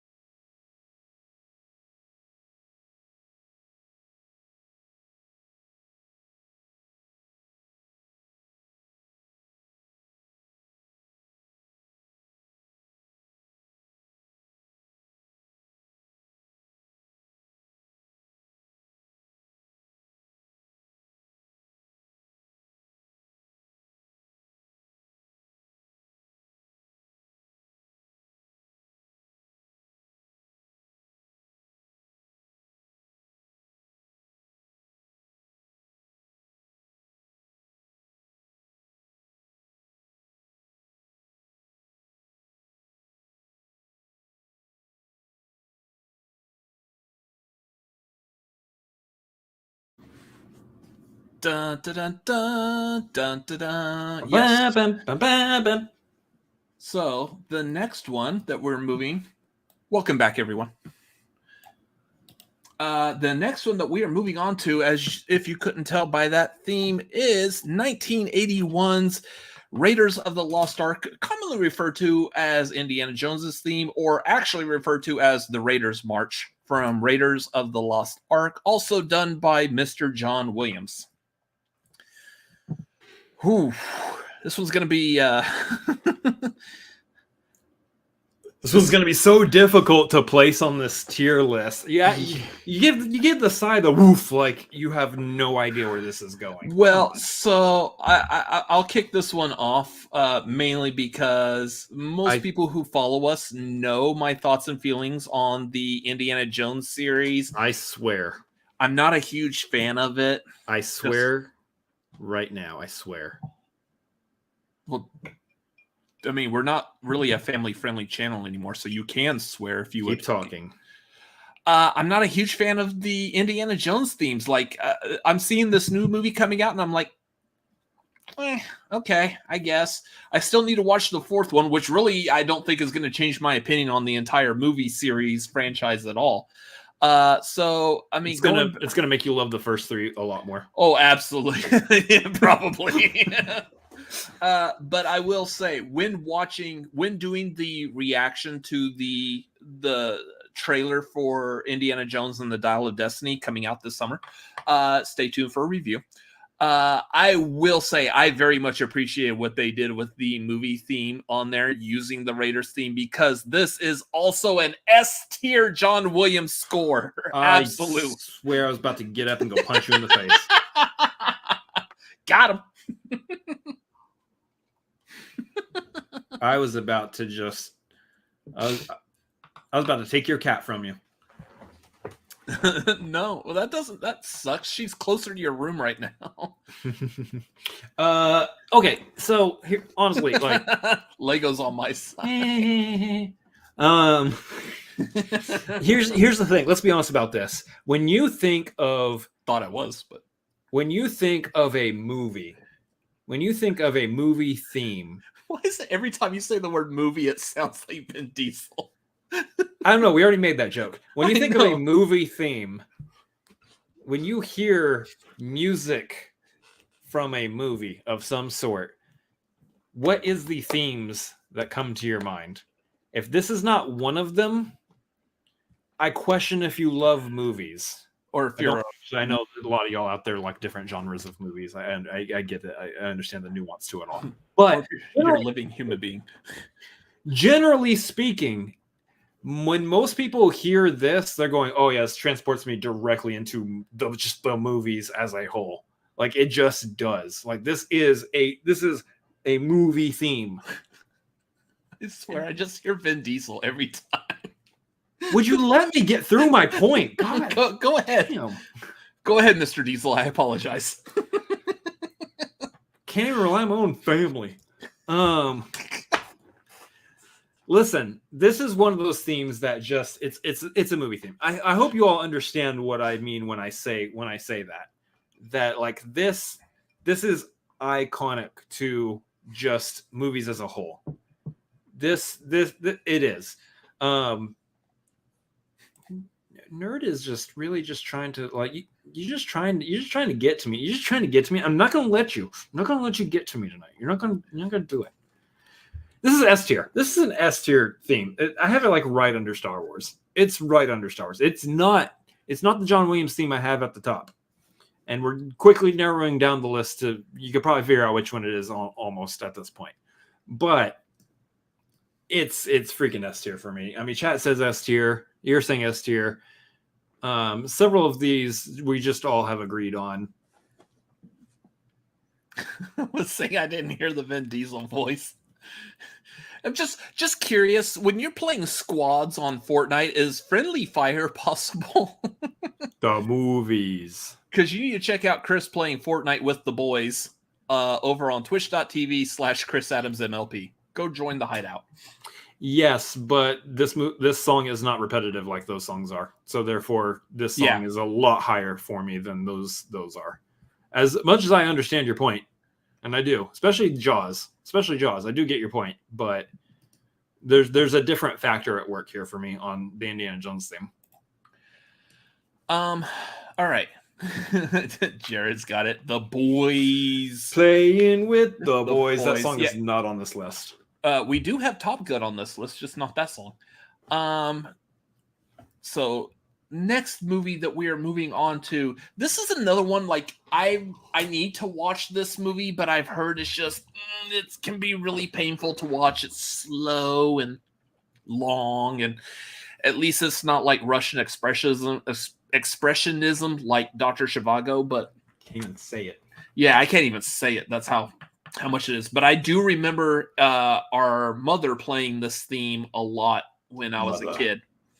And that would be 1981's Chariots of Fire. Composer is Vangelis, who just recently passed away. So rest in peace, dude. This is a fantastic theme, though.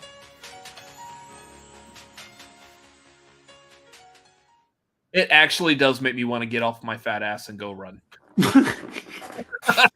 In slow motion. In slow motion. I see that clip of them running on the beach to that. Between that and the shots of I think it's like Rocky 3 where Rocky and Apollo are running on the beach as well. I'm like, I just want to go run on a beach. I live in Texas. Our beaches suck. It's brown water. It doesn't look anything majestic like, say, Destin, Florida, or Bora Bora. Like, it doesn't look pretty at all. So, never go to the Gulf of Mexico. Anyways, so Chariots of Fire. Yeah. Who's starting this one? I guess I can. It's a iconic theme. Now, I was saying it is a beautiful, iconic theme. I have it in D.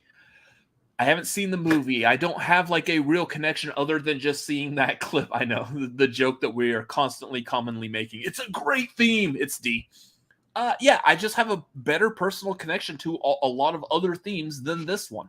But when I decide to get up off my fat ass and go run, I will probably rank this one higher. Yeah. This is another one of those songs that has grown beyond its use in film.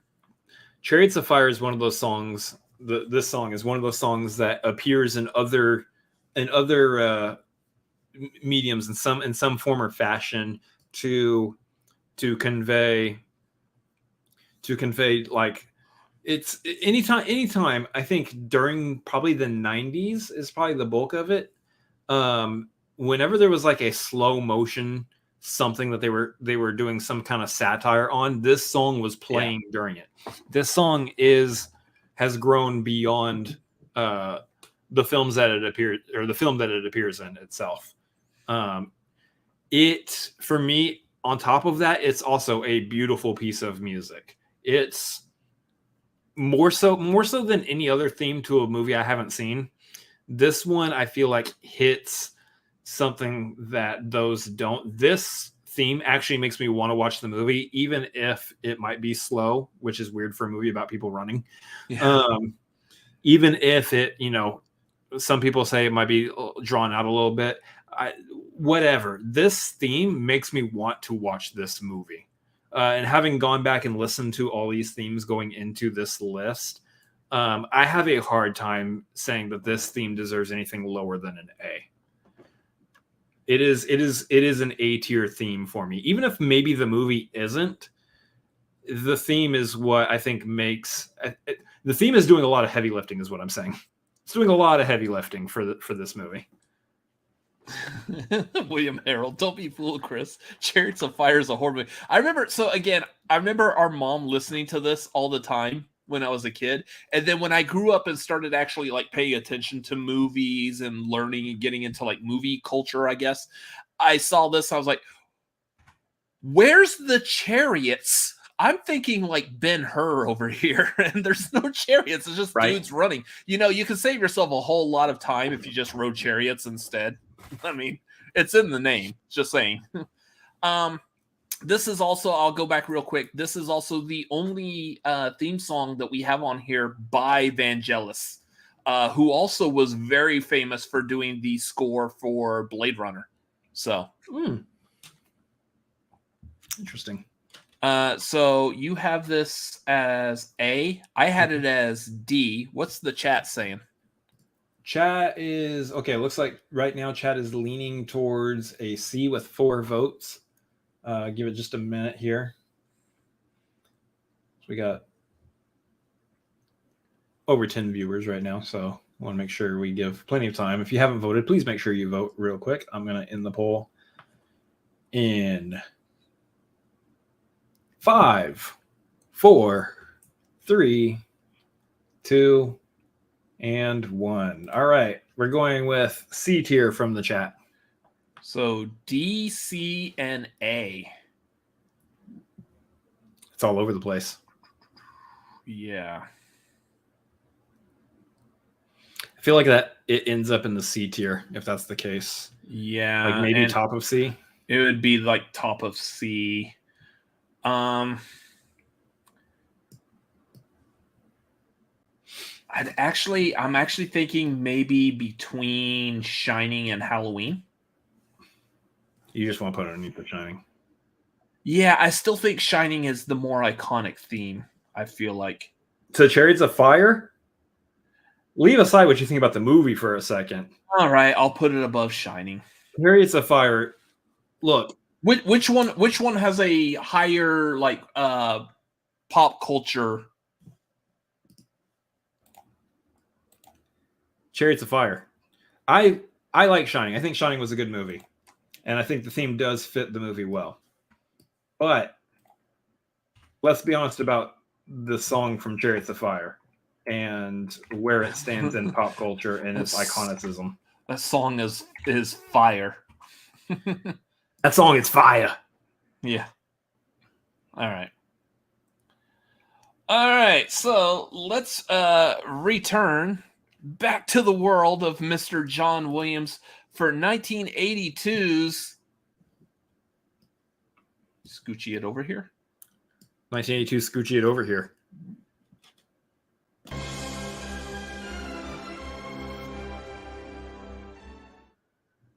That is the theme song to so many childhoods right there. Easily. It's the theme song to Reese's Pieces. Yeah. Did you know that was supposed to be, I believe it was supposed to be like Skittles, and Skittles was like, we don't want to be tied to that movie. And then Reese's was like, yeah, we'll let you use our candies in your marketing. And the sales of Reese's Pieces just skyrocketed because of this movie. So, yeah. Any movie that likes Reese's Pieces is a friend of my movie. E.T. Yeah, this came out in 1982, so this was a movie that I grew up with. Weirdly, though, I don't feel like that personally connected to it. I look at it as like if we were just ranking a movie, this is definitely an S tier movie of like my childhood of the 80s, 100% absolutely. But it's not a movie I felt like the need to return to a lot. The theme is iconic, though. That is easily, again, a John Williams classic. I would put this up there just with like Superman. In fact, I am, because I'm putting this on the A tier. So, this is again one of those themes that I feel like just evokes just movies in general. It is again like when we talk about John Williams, almost all of his themes for any movie is considered a classic movie is a classic theme. This is one of them.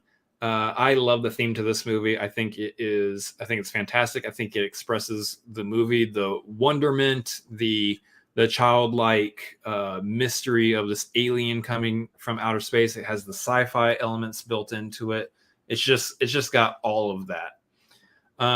For me, it's the lower end of the S tier. It is. I have it ranked at like the number 7 spot on this list. So, okay, so you got an S. I have an A. Chad is saying A. Chad is saying A. Mm-hmm. Okay, so it's probably going to go top of A. So do we want to put it above or below Superman? I mean, because I have it in S, I would put it above Superman. But that's okay. Okay. This is one of those I am okay with that placement. Oh yeah.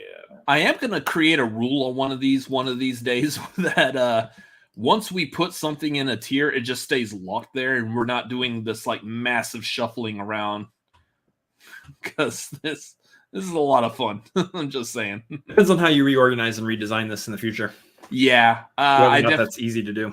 And that's definitely something I'm going to be keeping in mind as I redesign this. Where the hell is 2001? There it is. We call it doing the Marquee shuffle. Is that a Fortnite dance or? No, it's a thing I made up just now. Well, here you go. Shuffling around, we're doing the Marquee. It's the Marquee shuffle. I need everyone to subscribe, like, comment, and share this so the Cinefanatics becomes popular enough that could become a Fortnite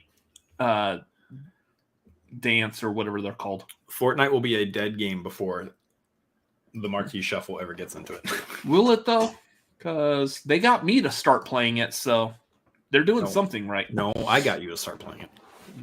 If you say so. Next one. Okay. This one, both me and Chris have like feelings about. Yeah. And this is something that like maybe we should have taken this into consideration before creating this list, but next one is going to be 1984's Night. Oh, there he is. The Terminator. The reason that this is kind of something me and Chris were talking about, we were actually talking about this last night. Both of us actually prefer the version from Terminator 2. It hits so much harder. Literally. Yeah. You hit the drums harder. I love Terminator 2's rendition of it. It's the same theme, roughly. It's just a different beat line, I guess. While this one was synthesizers, Terminator 2 is definitely drums. And I love it so much more. But this is still a good theme. This is 1984's The Terminator by composer Brad Fiedel. Iconic theme. I believe this is our first James Cameron movie that's on this list as well. James Cameron movies, I'll be honest, other than like maybe like two others, not very well known for having powerful themes that last with you. I think The Terminator is probably the most, arguments for the score for Titanic. My heart will go on. Yeah. I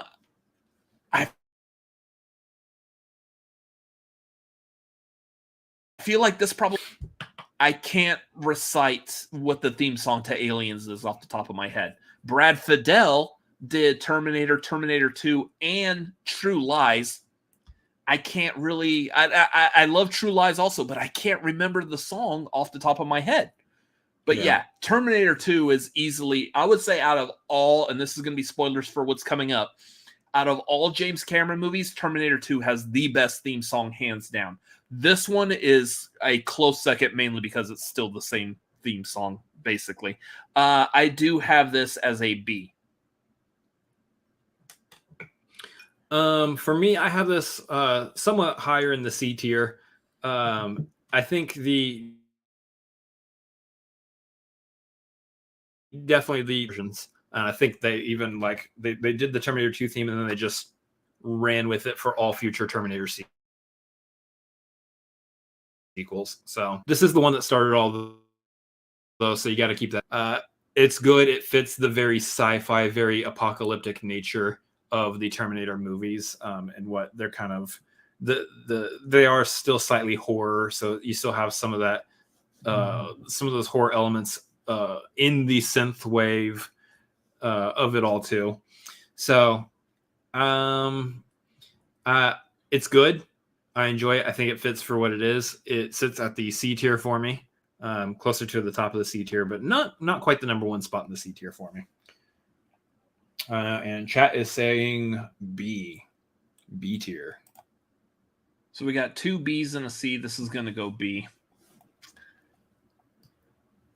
Where do we want to put it in B? Me personally, I would. I kind of want to put it under Psycho, but I would put it above Jaws. But that physically doesn't work. I know. Well, I'm saying that based also off of my personal rankings of these songs. The Psycho theme I definitely had higher. I have it in the C tier, so I am under Star Trek at this point. But although, granted, I have Star Trek lower, so that is Psycho, honestly. The what? I'd be fine either side of Psycho. Okay.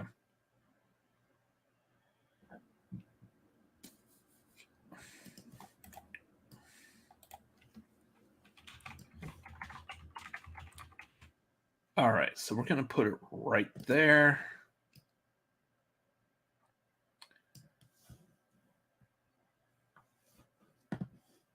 Yeah, in all actuality, we probably, I don't know. This is the OCD part of me. We probably should have put Terminator 2 on here instead of Terminator, but I feel compelled to put the first Terminator, especially again because they're essentially the same song just with a different beat pattern. Thank you, because we needed that reiterated. Dun dun dun dun dun. Yeah. Yeah, it's just good. It hits. It hits. Yeah. All right. And so moving on to the next movie. Whoa, what happened here? What happened here? Oh, there we go. So yes, apparently we were having like some kind of internet glitch a second ago. So oh, okay. Are we here? Yeah, we're still here, but yeah. It was cutting out on while you were talking for me, so I'm pretty sure I was cutting out for you. Interesting. Okay. Yep. Interesting. So next we're going to move to is easily one of the highest F tiers for my brother.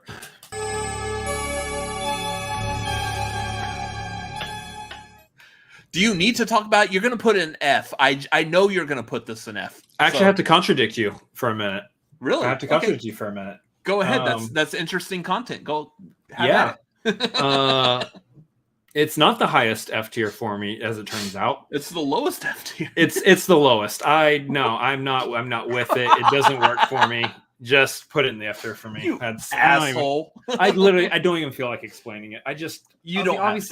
Obviously I don't want to watch The Nightmare on Elm Street, and they're good. The music itself it doesn't do anything for me. It just doesn't. So this is 1984's A Nightmare on Elm Street by Charles Bernstein. This is another good, iconic horror franchise theme. And I'll be honest.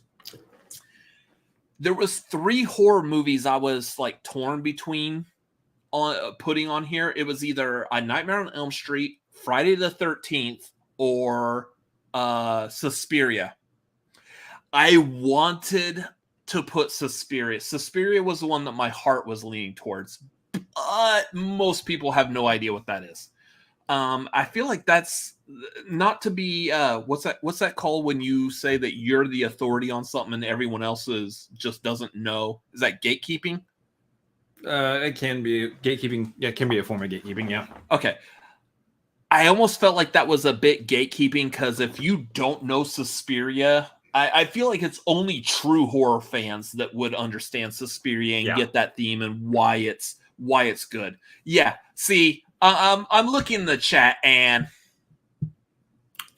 I wouldn't have been able to speak on it whatsoever. Suspiria, Goblin does great work. So Goblin did Suspiria and the original Dawn of the Dead, and both of those have great music. But I decided to go for something that what I felt like was more approachable by more people, and that was The Nightmare on Elm Street. While saying that, knowing that pretty much everyone, including my brother, knows that the basis for Friday the 13th was a sound. So, yes. Oh, Josh. Whoops. That's a wrong opinion to have on this channel. Just saying. Yeah. I will probably, as we get closer to October, I will probably do a horror movie theme marquee. That actually sounds like it would be a lot of fun. But for Nightmare on Elm Street, I feel like it's a good, iconic, classic theme for the entire franchise. I do have it as a D, though, because not just because I feel like there's better horror movie themes that are higher than this. Suspiria. There's other themes within the context of this particular marquee that I think are better than Nightmare on Elm Street. But it is good, though. So D. You have it in F. I have it in D. Chat. Hold on, working on the runoff poll. I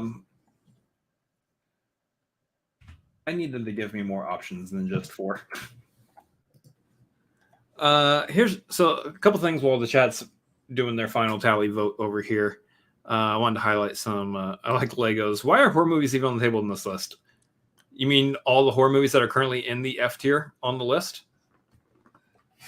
Oh, none of them are. Oh, none of them are. That's right. That's right. Oh, you mean the horror movie that Chris put in the B tier, Psycho? Oh, that's right. I do appreciate some horror music. There's another one coming up on the list too that I very much appreciate as well, even though I'm not watching the movie pretty much. Is it the one that I have highly regarded? Probably. Yes. That being said, we're everywhere. We're everywhere here. We're everywhere here. Jeremy. Okay, one horror movie doesn't justify it, Chris. How about two? Yeah. Does two justify it? We're talking about two to my four. I can't wait for the next one that we're going to talk about. This is going to be fun. Bunch of sassy sassholes sassing around out there in Sassland. You sassy sassholes. You sassy sassholes out there sassing me. I'm going to sass you back. Chat's leaning D. So chat's leaning D. I said D. You said F. This is going to go D. DDF. No, that's nothing. Oh, you make a face, okay. But that's nothing. No, I thought it was DTF, which is something completely different. We don't have a T tier. DTF is something on a whole nother. I'm going to put it after Dr. Zhivago. Just because I want to be fair with it. All right, so next one. This next one is a classic from 1984. We finally hit. We're in the 80s. We're finally in the 80s. Oh my gosh. 1984 by composer Harold Faltermeyer. Let's go with. I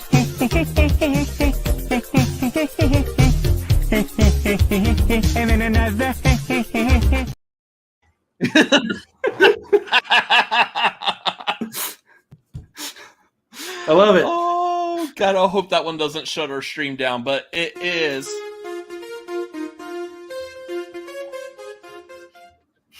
God, 5 seconds just. I hate 5 seconds. Oh. That would be 1984's Beverly Hills Cop by composer Harold Faltermeyer, who we're going to see again very shortly. But yeah. And then another. I love that bit.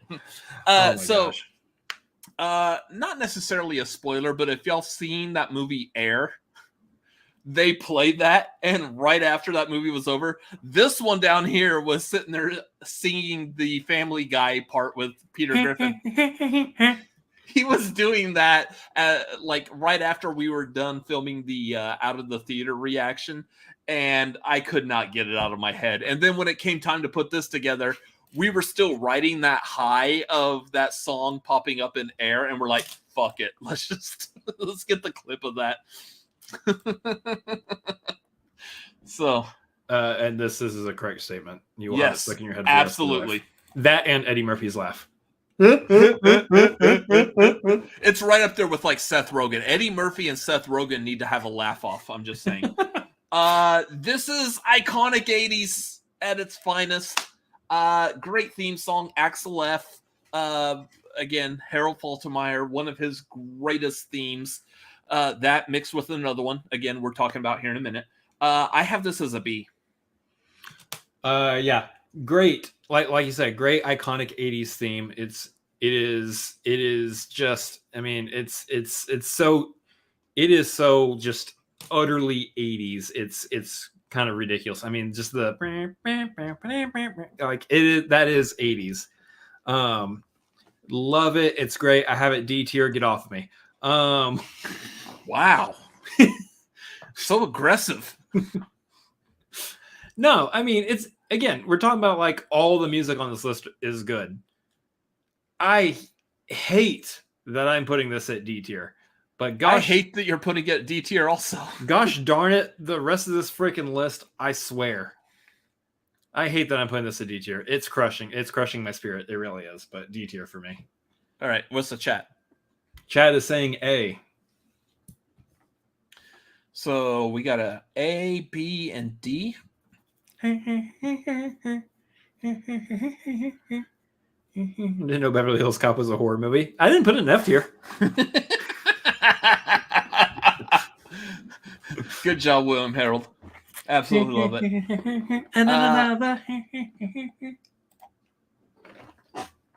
I'm going to put this at the back end of B. Oh, no. The next one. What's the next one? The next one. Oh, yeah. Yeah, that'll be easy. Yeah, that one is pretty. That one's going to be real freaking simple to do. Another one of these. I don't even know why I'm making a poll right now, honestly. I need to move things around on my desktop here because I am running out of room to see because of the lovely B tier. So, give me just a second while I reorganize. This is another thing I want to fix by restructuring how the marquee goes. I also could probably just stand to use like any of the other monitors that are next to this computer right here. Oh, yeah. But I didn't. Are you doing everything on one monitor? Yeah, I am. Y'all want to see how wild my screen looks right now? Okay, if we're going to take a break while you're moving things around, this is where the stream is at for me. This is where I'm making the poll. This is where I'm looking at my list. I'm using all three monitors. Yeah, and that's probably what I need to do. But this one monitor for this show, your ADHD brain cannot do that. It's actually working. I'm having a good time doing this so far. So yeah. Anyways, moving on. Yeah, we got a decent amount left to go still. So here we go. Next one. This is another obviously S tier, 1985.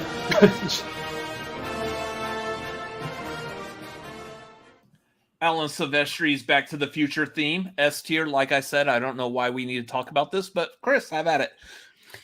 Yeah. Again, this falls in the bucket for me as one of those themes that just exemplifies a movie theme. So yeah, and we know like my pattern, my train of logic here. If it followed for the F tier, it's going to follow for the S tier as well. If that is my line of reasoning for why I like this theme, it is straight to the S tier. Oh, good Lord. We're on a nice little streak here, actually. I got worried for a second. I looked at my S tier and I didn't immediately see Back to the Future. I was like, "Oh crap! I just said all that and I didn't actually do it." No, it's in the S tier. It's in the S tier. So, chat, y'all are putting it in the S tier too, right? Because that's where I'm putting it. They're tied between S and A right now. Oh, y'all better fix that real quick. Yep, there we go. They fixed it. We got right. votes in there. Yep. Votes. Where we're going, we need votes. Yeah. We don't need roads. But we do need at least an aircraft carrier because where we're going next is the danger zone with another Harold Faltermeyer S tier song.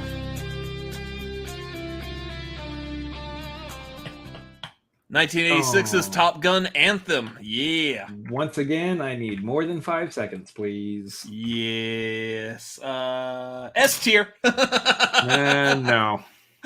This is an S tier song for me. This really? is a song. Yeah, this is a song that like when I hear it, I'm like, all right, let's go. Let's get some shit done. This is a song that, yeah, I can do it. I think we're gonna differentiate on a couple things where you're gonna have your personal S tier picks. Like obviously we know Star Wars, Indiana Jones, Back to the Future, those are S tier.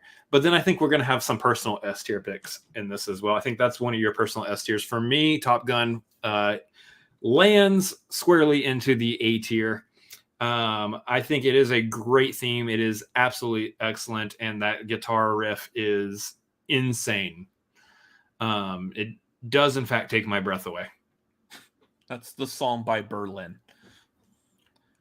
which plays nonstop throughout the entire movie. Yeah. That and the highway to the danger zone. Yeah.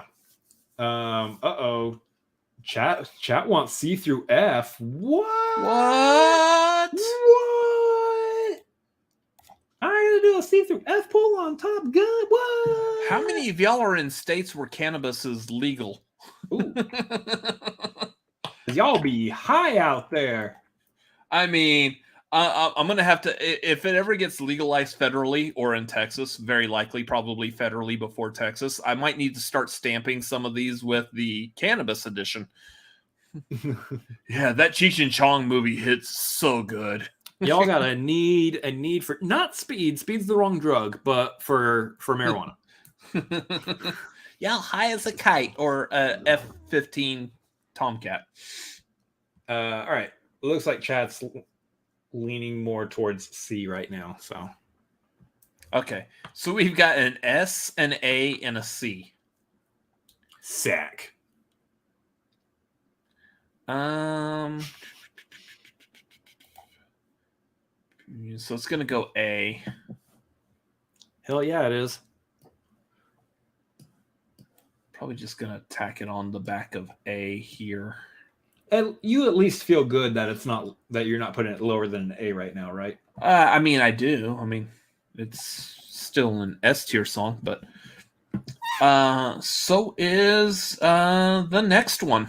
Oh my goodness. Yeah, I know. This is like a murder's row of S tiers that we're hitting right now. The entire list, technically, even the ones I put in F tier, let's be honest, the whole list is S.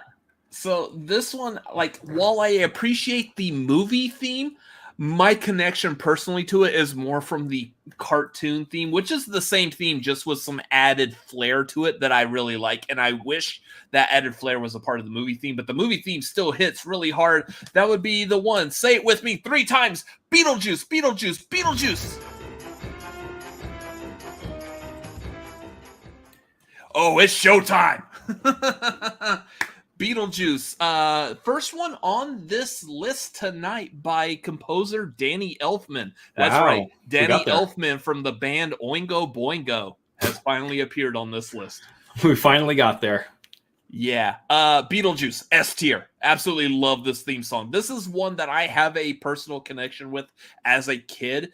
I love this theme song even before I saw the movie because I wasn't allowed to watch the movie. I wasn't technically allowed to watch the cartoon either. It was just whatever cartoon I was allowed to watch came on right after the Beetlejuice cartoon. So I would always turn on the TV and catch the theme song during the closing credits of the Beetlejuice cartoon. And that's where I started like the love for that theme. But yeah, this is an S tier theme for Danny Elfman easily. There's going to be another one right after this one. Yeah, so this one, I like it. It's a good theme. It hits, it rolls, it moves, it jives, it does all that stuff.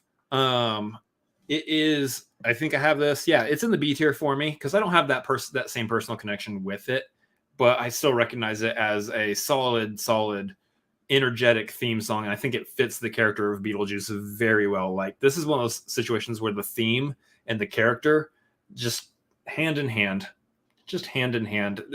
I don't get this character without this theme. I don't get this theme without this character. So easy B tier for me on this one. So you got it B. I got S. How's the chat? Chat is currently saying C through F. They are trying to break your heart right now. Oh! They are trying to break your heart right now. Lisa, you're tearing me apart. All right. C through F. Let's see. Where you guys putting it? Vote quick, vote fast. Leaning C. We're leaning C. We got 3 votes in there. Let's get some more votes in. Got 4 votes. Okay, it looks like C's starting to run away a little bit here. 6 votes. Yep. All right. C tier for chat. So C, so I got S. You have what? I had B. S, B, and C.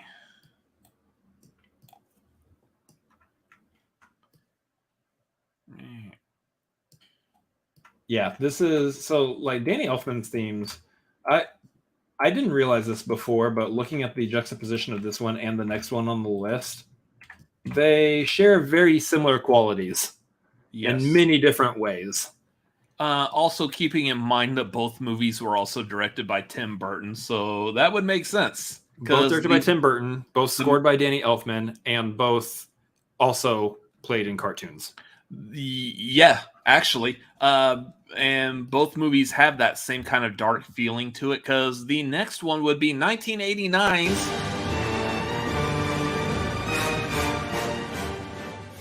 Yeah. Oh, good Lord.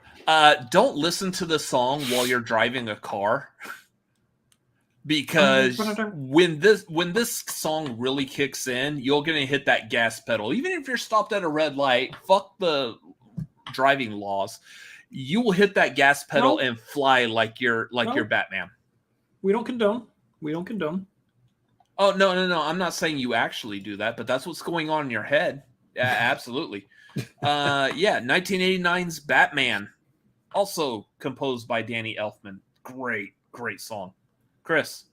So y'all know where I've put Batman 89 before on past past marquees. It's Batman 89 on a whole Batman tier before was in the F tier for the Batman movies for me. Luckily for you guys tonight, I have covered all 4 of my F tiers already, so no other movie on this list is going in the F tier for me. Put that sucker straight up to S. Yeah, damn right. That is the S tier theme. The chat is agreeing with this, correct? Yes. Chat is overwhelmingly saying S tier right now. Yeah, that's great. I'm Batman. Good job, chat. Yeah, that is probably. Let me look at the rest of this list here. I think that might be Danny Elfman's greatest score, in my opinion. Yeah, because the other one is Beetlejuice. Oh no, and then we have one more on this list too. There is one more. Yeah, and that other one is good, but it's not Batman. It's not Batman. It's good, but it's not Batman. It's less of a bat, more of a spider. Keep in mind, like the Batman theme, it carries over into the animated series too, so there is that connection as well from that, and it just fits. It's just Batman. Yeah. Anyways, next theme, we are back to the world of John Williams, and we're also gonna sidestep the fact that we are in April. Let's go back to December real quick. Ooh.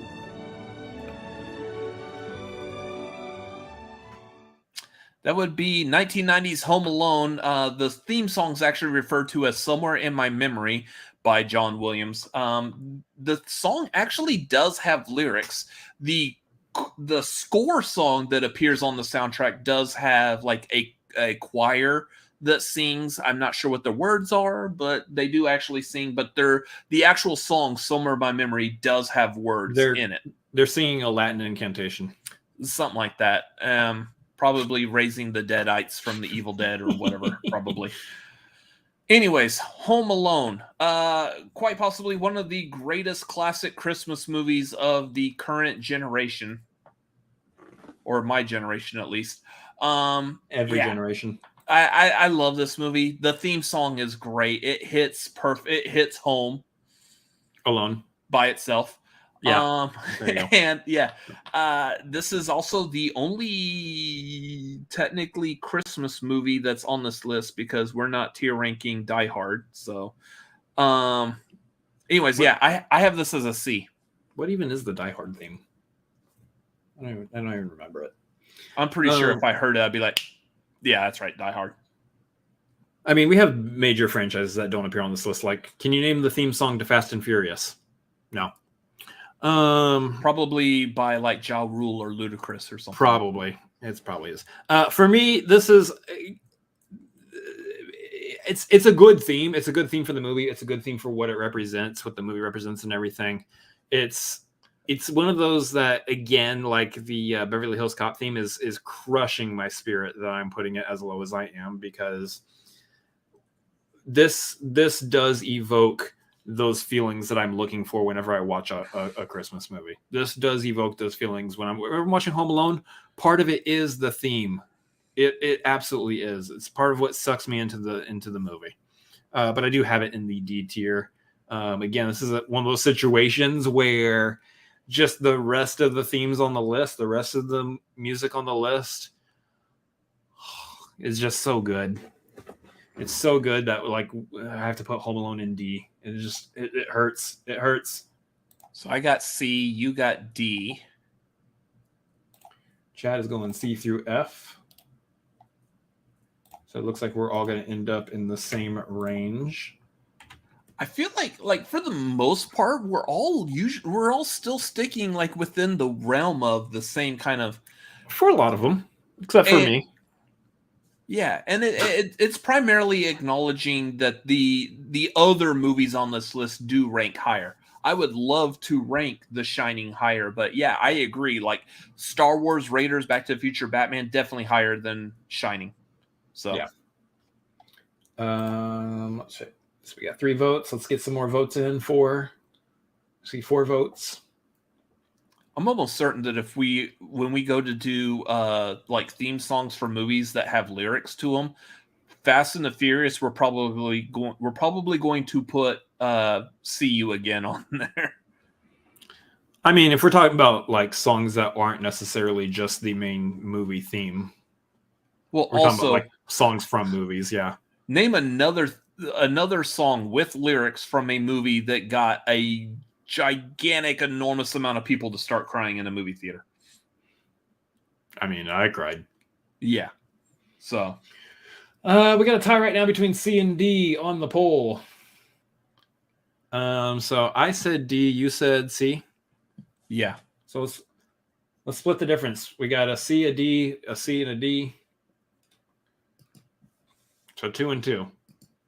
So we're talking about either top of D or bottom of C here.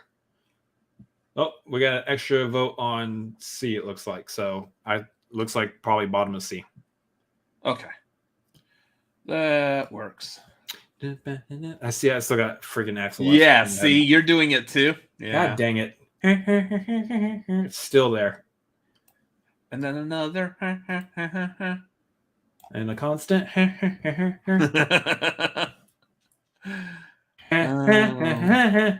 Oh, good Lord. Why?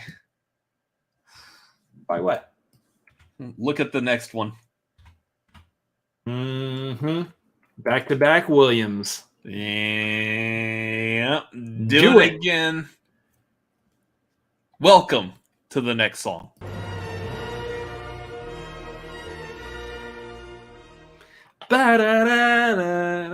Chris, would you like to kick this off?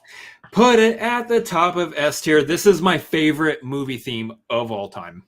This is, in my opinion, John Williams' best work, even counting Star Wars. This for me, my absolute favorite. I cannot. I don't know what else to say. Like the feeling of adventure, the feeling of just wide open space and giant dinosaurs walking the earth. It is the best movie theme, in my opinion, ever. Top of S tier for me. Ever. Easy. Yeah. I don't have anything to add to that. It's S tier. Yeah, easily. Nice and simple. Chat? S tier? Chat's largely saying S tier as well. All right. Well, that was a nice time saver right there. Moving on to the next one. Truly don't know who's voting B or C through F.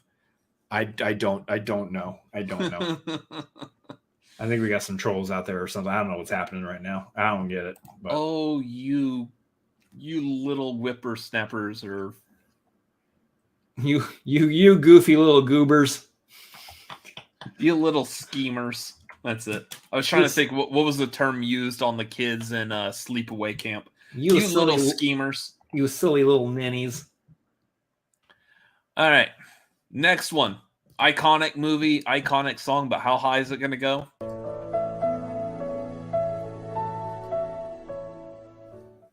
High enough for a feather to fall from, apparently. This would be 1994's Forrest Gump, theme by Alan Silvestri, this is his second theme that's on this list. Back to the Future being the first. After Back to the Future, yes. And Alan Silvestri will be popping up again on this list. Real quick, I love this. John Williams lost Best Score to Jurassic Park to John Williams at the 1994 Oscars.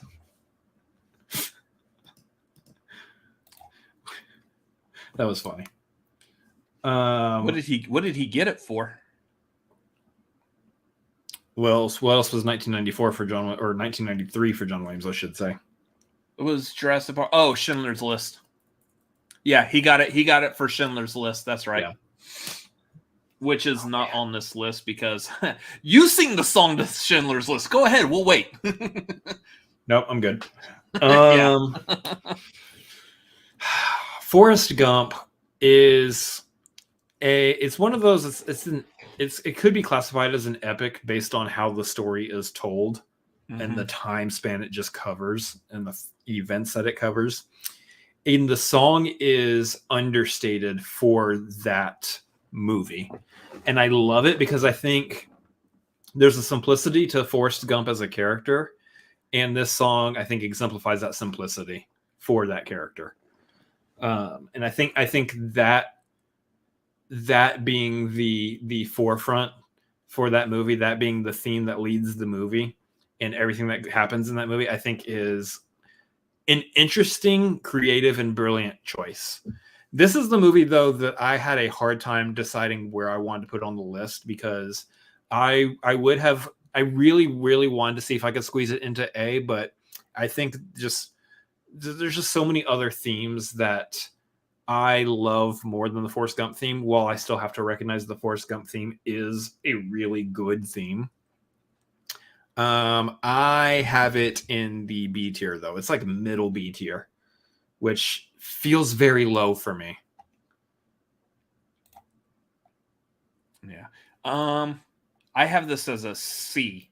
Mainly, again, I kind of like I've seen what Nerd's saying here. This goes great with that feather falling. It really has like good emotions behind the music, but yeah, it gets lost in a soundtrack that's known for the actual songs that show him progressing throughout the decades. A different kind of simplicity. Get off me. Yeah, I have this as a C. It's a great theme. It really is, but it's not as high. It doesn't hit quite as hard as some of these others. So I have it as C. You have it as what? I have it as B. And then chat is saying D tier. B, C, D. Right. Well, sounds like it's going C then. That was easy. We're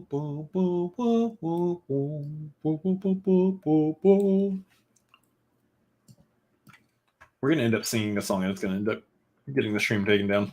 Yeah, I know. We're just going to start humming something and then all of a sudden the stream is going to stop working and we're like, well, I guess that's the end of this. Time for dinner. Whoops. Whoopsies. Now we're going to jump from 1994 straight on up. Straight to 2001, because apparently there's no iconic themes in between there. Except maybe like Matrix, possibly, but I didn't think it was iconic enough to. I don't remember the Matrix theme off the top of my head right now. But we are going to go to another franchise. This one is also John Williams. Fantastic theme here.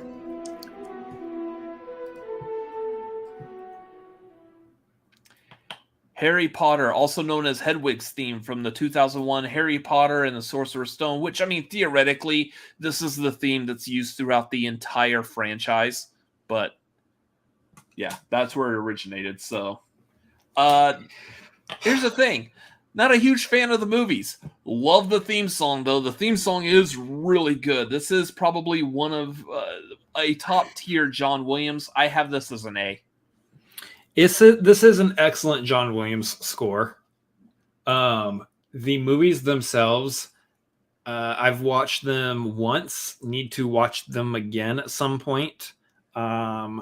I just don't connect with Harry Potter like a lot of other people my age and younger have.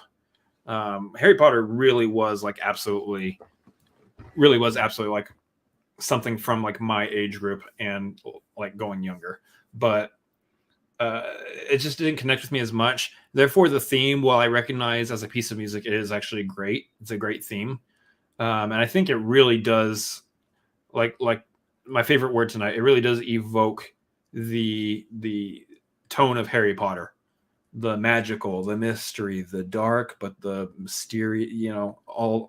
Everything around Harry Potter. For me, though, lack of connection to Harry Potter, top of C tier. Yeah. All right. So I have it A, you have it C. I do like Tori just popped up here. Why is Jaws in B? Which I realized was going to be a quick follow-up by Lego. Tori. Because Jaws is bun-up. That's why. Bun-up. All right. So A, and you said C? I said C. Even though I do think it's a good score. Please tell me the chat is saying B. No, chat is saying SAB. Oh, good Lord.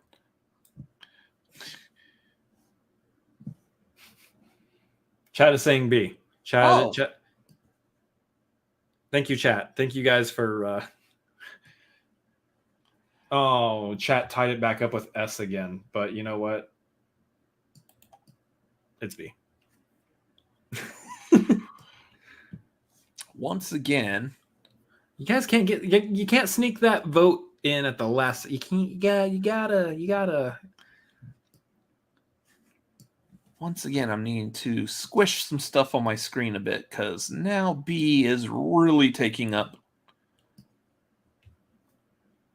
I mean, we could do this where we could just average. If it's a tie, we could just average out what the chat is saying and then just lead with that. But I feel like it's losing either way for me, because either it's like, well, but I voted for this, I voted for that, and I don't know. If we feel like that's the most fair, if you guys feel like that's the most fair, we can average them out in those situations.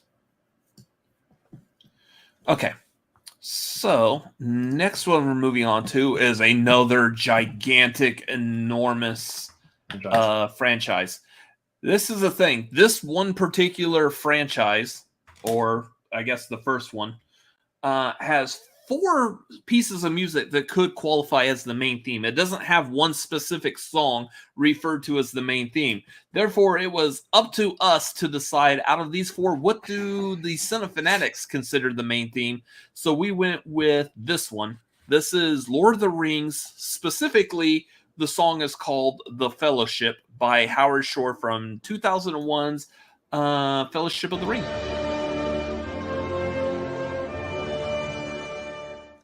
5 seconds, y'all. 5 seconds. Yeah, it's good. Good soup. Yeah. This is a good theme. I don't know if I would rank any of the other Lord of the Rings themes higher than this one.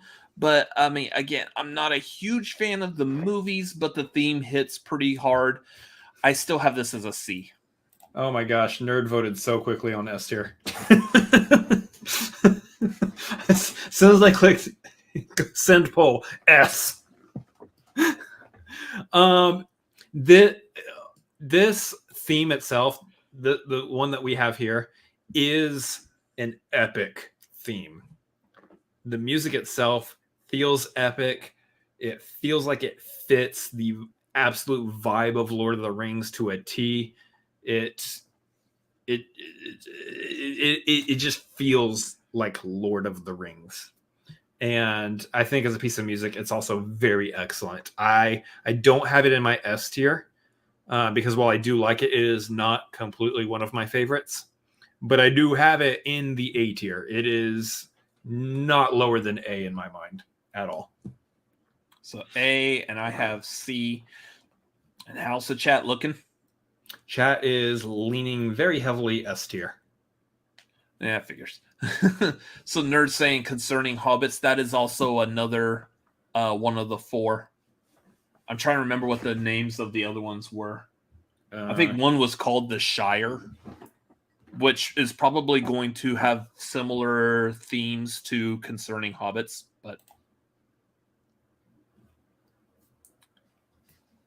yeah. So I've got This C. is true. I've got C. You've got A. I feel like we don't consider Howard Shore when we're talking about like composers a lot. We don't bring up his name enough. And the chat is saying S. Chat is saying S. Yep. So S, A, and C. So it's probably going to go there on the tail end of A.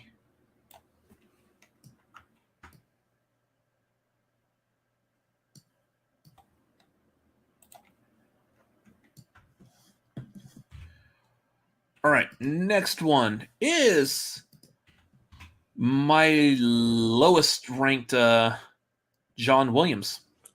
Gasp! And I believe it's actually the last John Williams on this list. So that would be from 2002's Catch Me If You Can.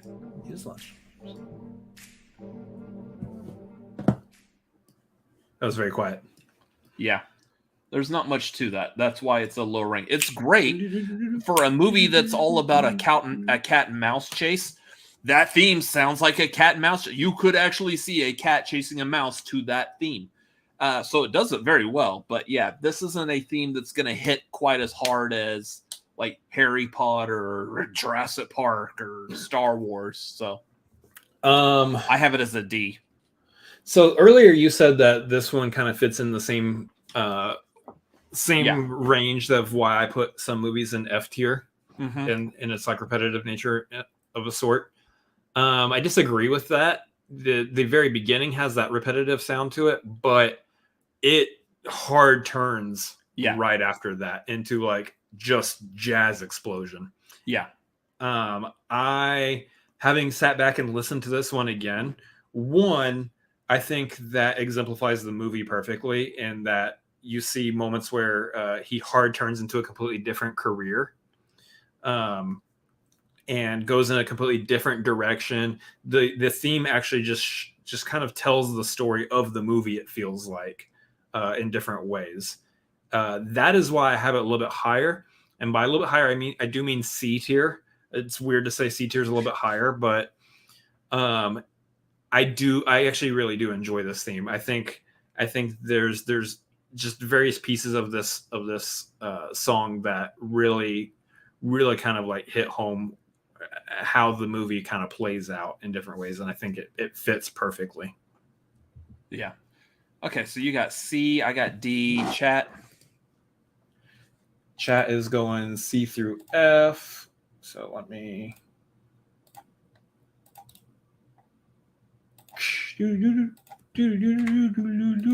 Yeah, this isn't a song that you can sing to either. Otherwise, you just sound very.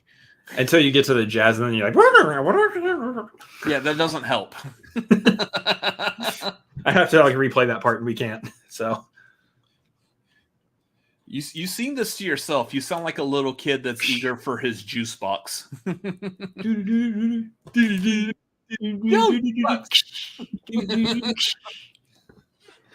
Oh man. Oh god. Chat, you're breaking my heart. You're breaking my heart with this F. What in the world? Quit breaking my balls, chat. Breaking my balls. I said heart, but okay. I wanted to quote South Park. Chat's leaning F tier. F, really? So you got a C, a D, and an F. So that's gonna go D. It's gonna go D. It's gonna go D.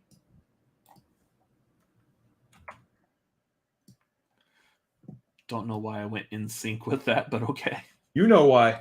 Oh yeah, I did. Okay. Do we have any preference on where in D? I mean, I would put it under Nightmare on Elm Street.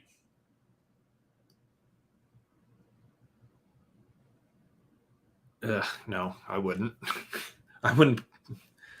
I'd put it above damn near everything, actually, in D tier. I'd put it at the top of D tier, but that's me. You want to do it at top? Because I have it above Gone with the Wind also. I mean, I can agree with that. because again, you got to keep in mind where the song goes and what it's doing. I think there's a lot more to the musicality of it. Yeah.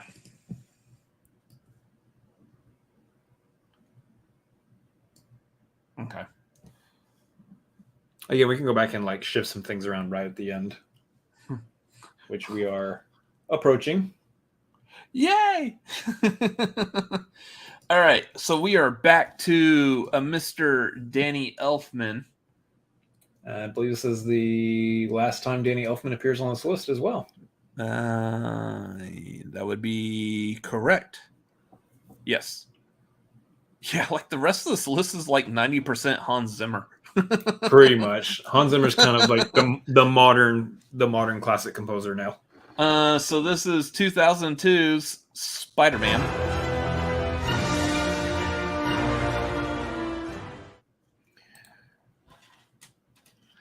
Yeah, not as it's a good theme. It doesn't hit anywhere near as hard as Batman though. That being said, name me a more iconic modern superhero theme. I mean, there is one other one on here. And by modern, I mean anything 2000s and beyond. Yeah, there is one other one on here that I would hold over this one. Absolutely. There's actually two. There's two that I've still yet to come up that I would hold over Spider-Man. There's only one on this list that I would hold over Spider-Man. Yeah. Okay, is that what my ranking is? Yes. And so Spider-Man, yes. The theme, this theme, if we're talking about that period of comic book movies before the MCU really took off, this is like this and then maybe like X-Men are like the themes of that era. And I was this close to putting X-Men on here too by Michael Kamen. Yeah. Yeah, that's a good theme also. But I feel like that's a theme, kind of like Spider-Man. That's a theme I feel like has gotten better because there's been multiple movies that have reused the theme over and over again. So it's really driven it into our heads. Yeah, it's great though. Just the composition of the song, how it represents Spider-Man. You kind of get the little creepy crawly spider in there, but also you get like the big heroic sweeping sounds. Don't make me do that hand gesture again. I think it was the wrong hand gesture. This for me is bottom of A tier. I actually really, really like this theme. I think it just fits perfectly. So yeah, kind of almost for the same reason. I actually have this in B tier. Ooh. So depending on where the chat puts it, we may be doing a great deal of shuffling here. A great mini shuffles. Chat's going C through F, so let's see. Get your votes in. Got a new poll up.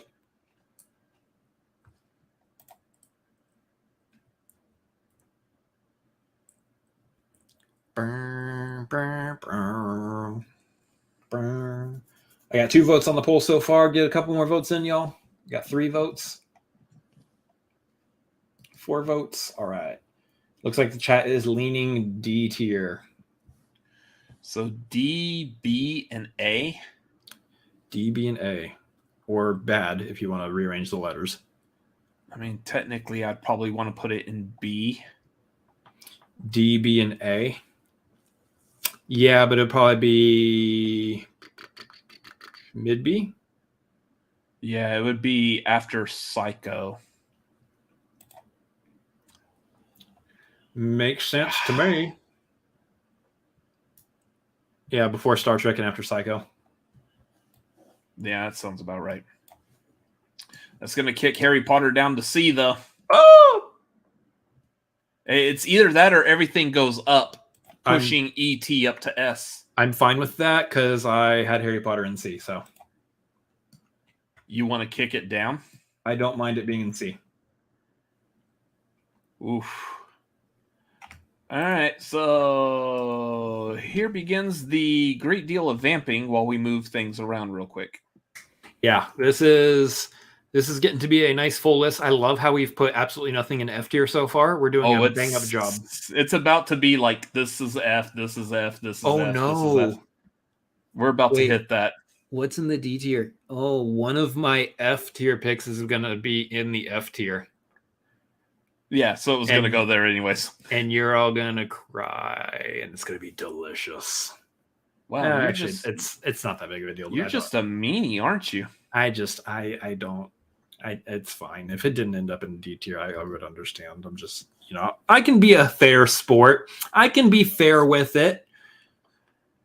I'm relishing in the fact that Nightmare on Elm Street's going to end up in the F tier because you sweated hard deciding whether or not to put Nightmare on Elm Street on this list or not. Don't say relish. I'm hungry. I want dinner. Relish sounds good. That's right, guys. I'm just going to eat a jar of relish. A little spoonful of chopped pickles and... All right. And have no problem with any dietary issues. Probably not. You're not really throwing a whole lot on the gut there. It is late, and I actually do need to eat too. That's crazy. So we're going to have a fun fight in the kitchen after this is done. I need to make food. No, I need to make food. Well, I have to work tomorrow. It's true.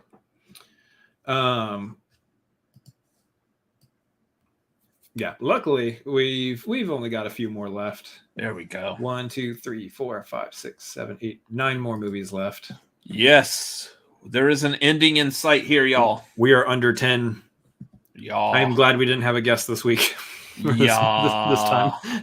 We batted that idea around for a little bit and like, no, as much as 40 movies, yeah, we can't have a guest on this. Heavy duty. All right. That, and there's so many heavy opinions on this kind of a subject anyways. It's not like we're randomly ranking like Tom Cruise movies or something. So bring up the next movie. Next one is, oh yeah, this is 2003.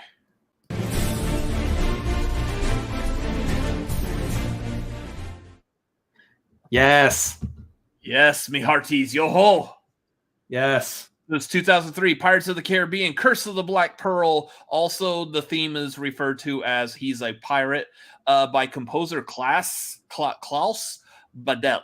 And I'm probably still pronouncing that wrong because it sounds like it's probably very heavy, like German. And not to fully like deep dive and everything, but I'm pretty sure that Hans Zimmer appears somewhere in crediting something dealing with some of the themes around this franchise. Possibly. That's a damn good theme. Without actually pulling the actual theme song from the Pirates of the Caribbean ride at Disneyland or Disney World, this is still a really good theme song. Oh, it's so good. Yeah, this is an S tier theme for me. It easily ends up in the S tier. Like this is one of those tracks. This is one of those songs. This is one of those scores where if I hear a song from this movie, I immediately want to watch the movie. It just represents the adventure, the open seas, that whole feeling, the whimsy of Jack Sparrow, but also the serious nature of the pirates and the British Empire at that time. So I love this theme. I love this theme so much. It is easy S tier for me. So I have this as A because it's really good. It is a damn good theme, but it's not hard hitting like what's in the S tier right now. Look at what's in the S tier and compare those to Pirates. It's not as heavy hitting, I would say. No, I have it above Back to the Future, so whatever.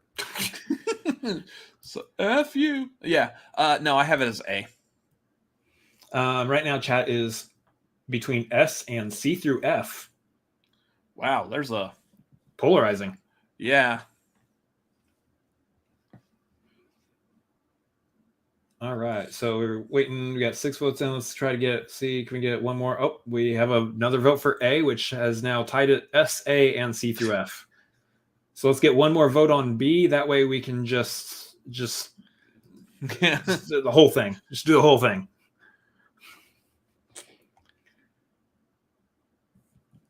All right, 7 votes. Let's see.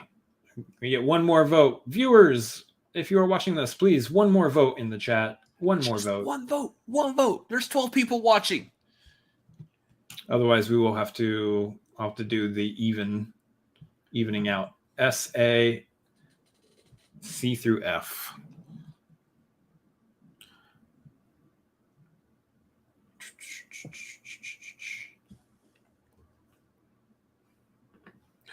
Ooh, the next one's going to be good. The next one is going to be good. Yeah. The fact that you're saying that is impressive.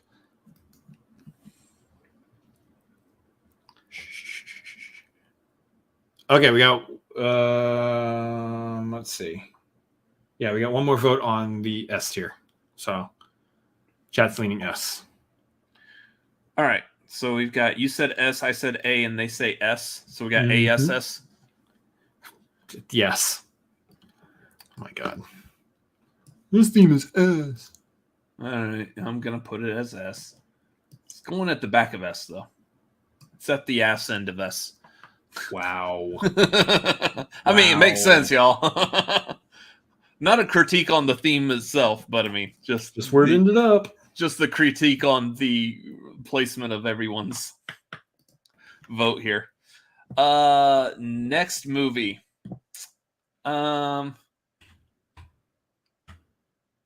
Yeah, so this is going to be a horror movie, which the fact that my brother's not like immediately thinking F is pretty impressive, especially because it's going to be very hard for him to ever watch this movie. This would be from 2004, and it is Hello, Mr. Hindle, or as they call you at the hospital, Zep.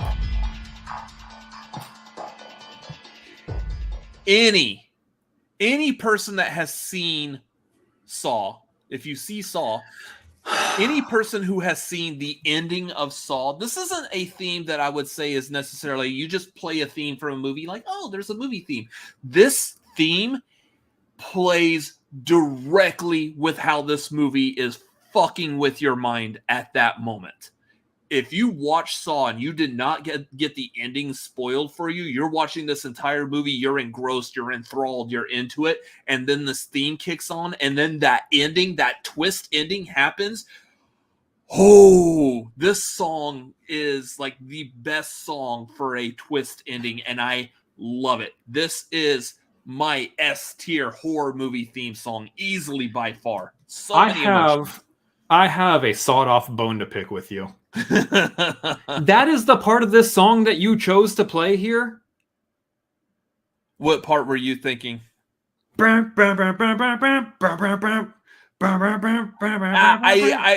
was the big crescendo. You didn't you played that? I was looking at that. It was much harder to narrow that down. I understand what you're thinking.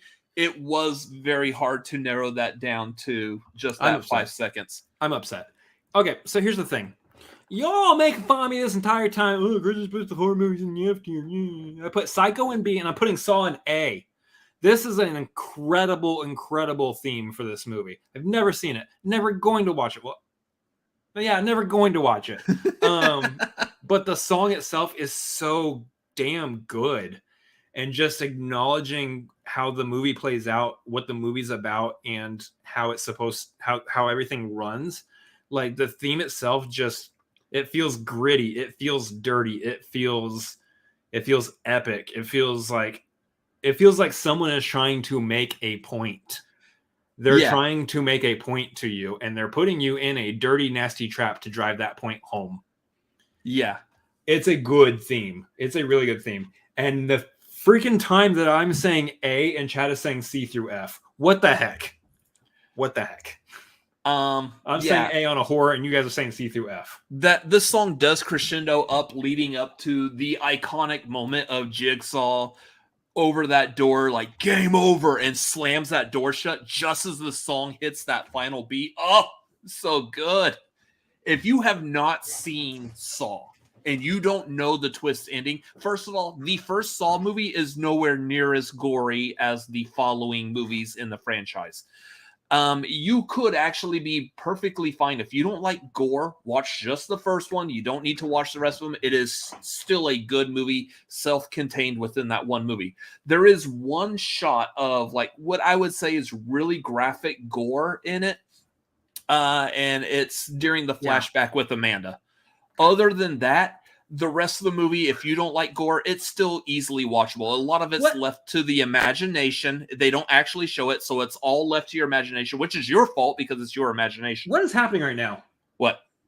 F tier. Chad is leaning F tier on Saw. No! This is one of the best horror themes. Like, the other horror themes on here are just good movie themes. This is a theme that carries the emotion of that moment. Just what are you this what is are y'all doing? S tier all day. What are y'all doing?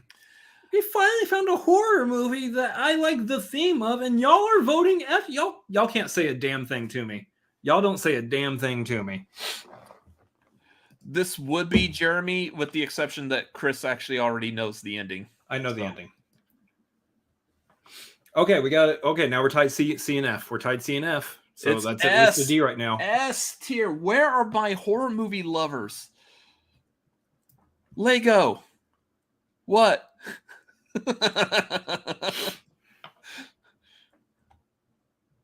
Oh. I mean, yeah, okay. I mean, there actually is a lot of really good horror movie scores. It's just the feelings of this particular song when it plays.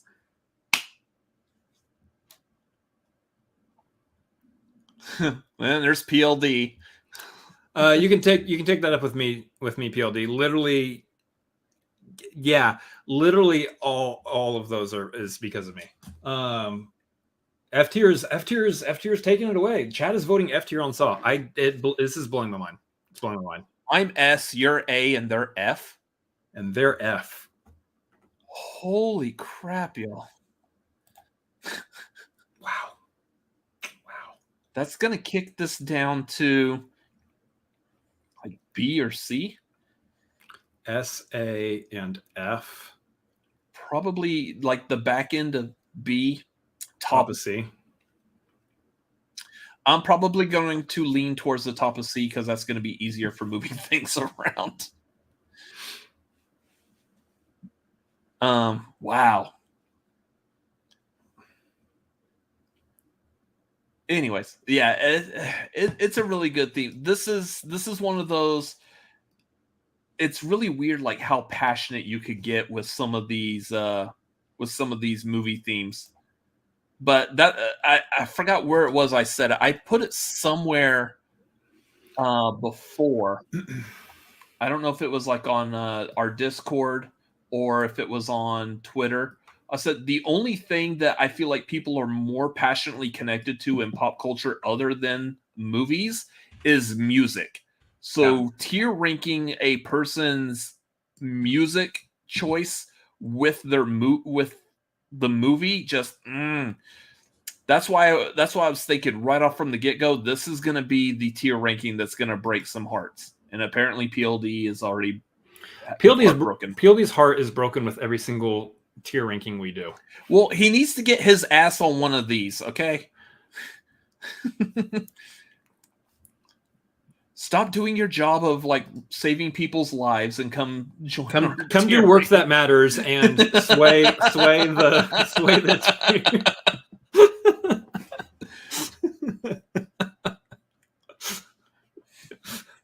It's great.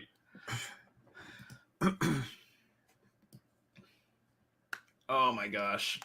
Yeah, that's hilarious to me that I was like voting like lower on some of these horror movie themes, and then the one like horror movie theme that I'm like, yeah, that's definitely an A tier. Definitely an A tier. Nope. And everyone else is like, no, it's F, brother. You don't know what you're talking about. I'm like, okay. All right. Sounds good. I wonder, and those of y'all in the chat, if you didn't vote like ambulance 642 come to dispatch center 46-year-old, well, who's going to take that call, Paul? I mean, I'm kind of curious. Those of y'all in the chat, have y'all seen the Saw, like the first Saw movie, or have you seen the rest of them? Do you feel that like maybe you might have an overall opinion of the Saw franchise that's swaying a bit? Because I like, let's be honest. I know that like in some cases, your opinion of the movie itself may also be swaying your opinion of where the theme goes. We've been on Saw for 5 minutes. We have another movie. Let's just go. I know. I'm trying to hurry, but there's a lot to move around here. Yeah. That's about all I can say on Saw, honestly. Yeah, PLD, you've missed a lot. You've missed a lot. This list is probably the hardest one we've ever had to do in regards to pretty much every song on this tier list belongs in the S tier. And yet we chose 40 fucking movies to go on this list. I don't know why. Because 40 is a nice, healthy number that's going to cause us to go over 3 hours long. Well, hey. I'm 41 and there's nothing healthy about me, so that's incorrect. Give the people the content that they want. Can Chris play the next soundbite? Can I? I mean, technically he can, but I'm done now, so we're moving on. I can play the next sound. Wow. The next one is from 2007.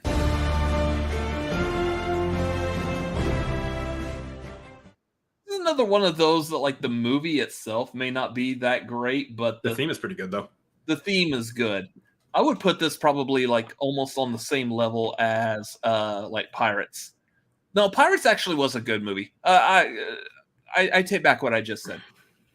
Yeah, I wouldn't put this on the same level as Pirates. It is a nice, good, sweeping theme that kind of evokes like an epic feeling.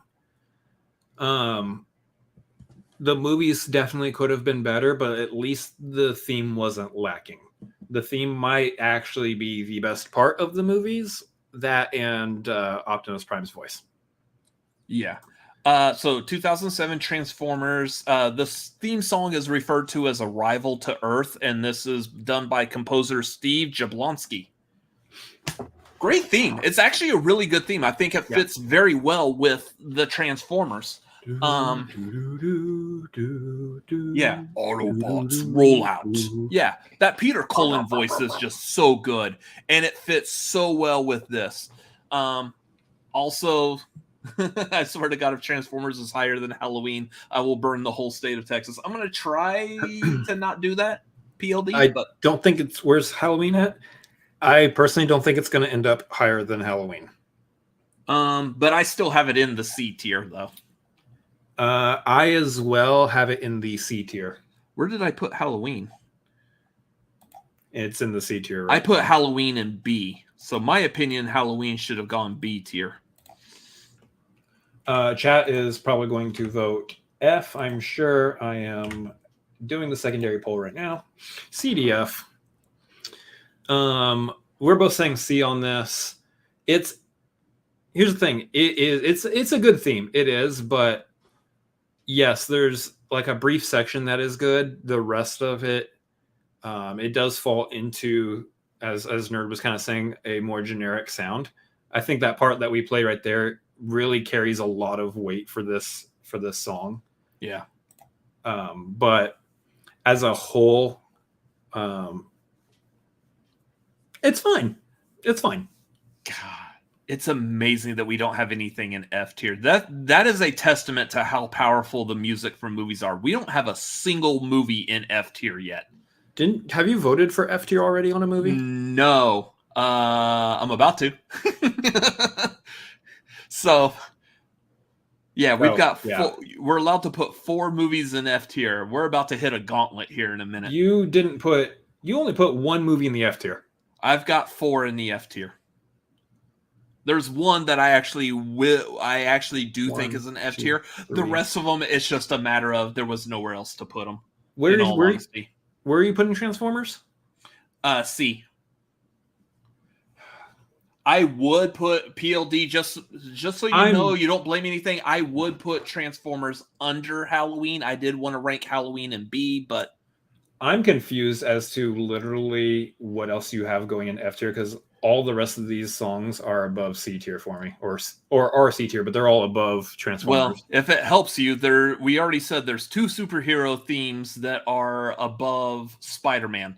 Yeah. I have those 2 superhero themes above Spider-Man. Everything else is F. So the chat saying has a tie right now between D and F. So we're both saying C on this. Yeah.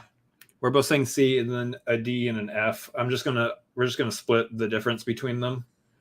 So yeah, Nerd says chat says D minus. So C, lower end of D, upper end of F. Oh. Okay. So Halloween still gets to go over it. Yeah, so I'm thinking top of D. Which it does feel weird. No, put it. I'm not putting it over Gone with the Wind. I'll put it before like maybe Exorcist, but I'm not putting it anywhere before Gone with the Wind. Yeah, you know what? No, put it right before Nightmare on Elm Street. Okay. Because I'm already saving some time, like where things are going to shift around later. I'm not putting it ahead of a good chunk of those movies. What was that after Exorcist? Dr. Zhivago. Dr. Zhivago. Yeah, put it behind Dr. Zhivago.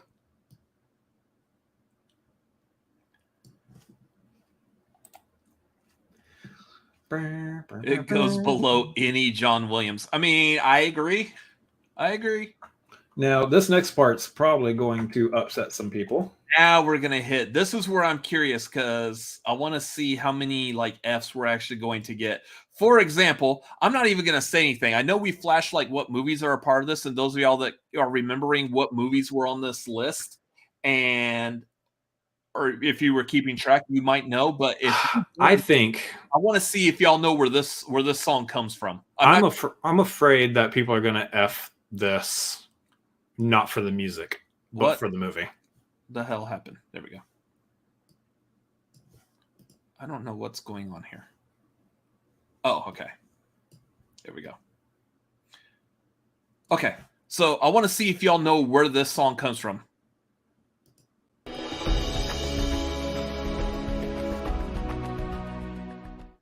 Now, granted, it is 5 seconds, so I mean that's kind of hard to.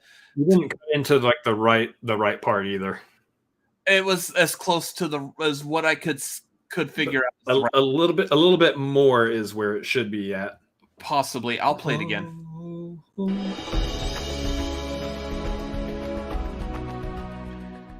We were putting together this list, and it came down to talking about this movie, and I was like, I have no idea what the theme song to this movie is. I do, though. And I honestly love it. Sorry. Yeah, this is the theme song from 2009's Avatar, also referred to as Jake's First Flight by James Horner. I don't know this theme song. I didn't know the Avatar had a theme song. I mean, I'm pretty sure Avatar had a theme song, but I didn't know what Avatar's theme song was at all. Even hearing it, I was like, okay, I recall that maybe playing in the movie, but... Nope. I love this piece of music. I think it is fantastic. I love the Avatar score because the music, for me, comparatively speaking, it's like the score of The Lion King, evoking the feeling of Lion King. Same kind of thing here, where the score of this is evoking the movie that it is. I really, really like the Avatar score. I think this song, this main theme, it feels like that. Again, like many other themes, it has a big mysterious adventure quality to it. That like it's ethereal. It exemplifies all the different many little nuance and aspects of Avatar. I think it's fantastic. This is an A tier for me. I do have Avatar. A for Avatar. So A, and I have it as F. What's the chat saying? C through F.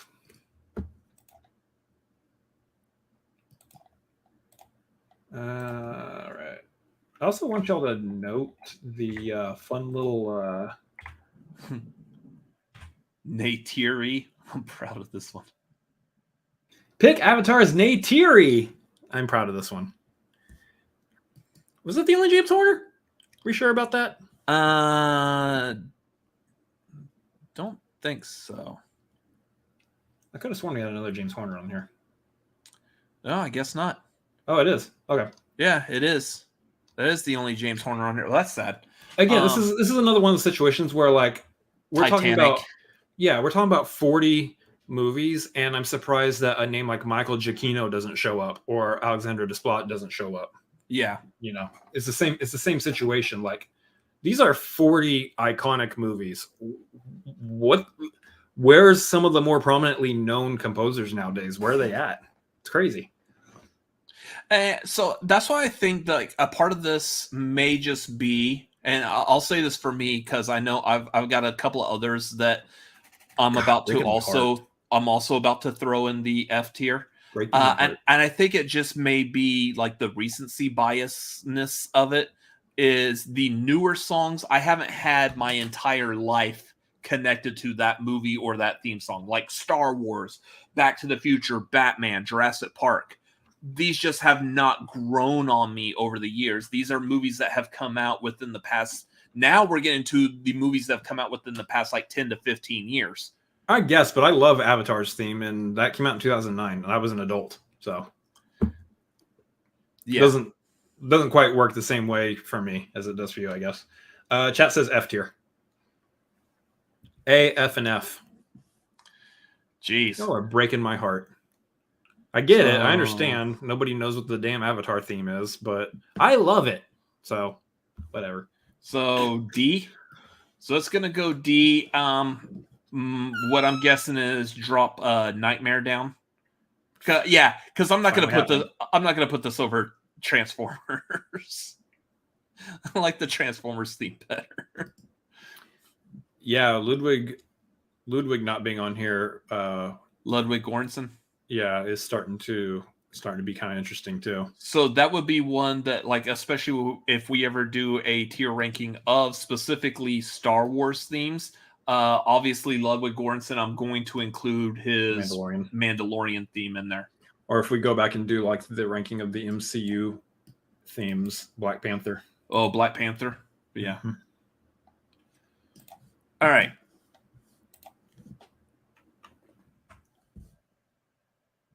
Next one, moving on, is, I think this may actually be our first of many Hans Zimmer that's going to be pretty much closing out the rest of this list tonight. Literally, there's only one other song on the rest of this list that isn't Hans Zimmer. The rest of it is Hans Zimmer. Yeah. So this would be 2010's Inception.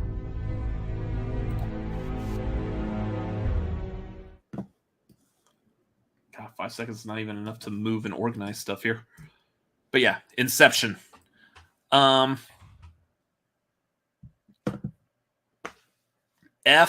I mean, it's a good theme, but I mean, kind of like I've already basically given my defense of everything else that's coming here. It's that recency bias. It doesn't connect as hard as some of these other themes, and something has to go to F. What? Do you need me to re-say everything I just said? Because I feel like it may complete. Hold on. No. Chad is also going C through F. I think you all are confused as to what the Inception theme is. Maybe not you, because you heard the whole thing, but so Jeremy's saying womp. Yeah.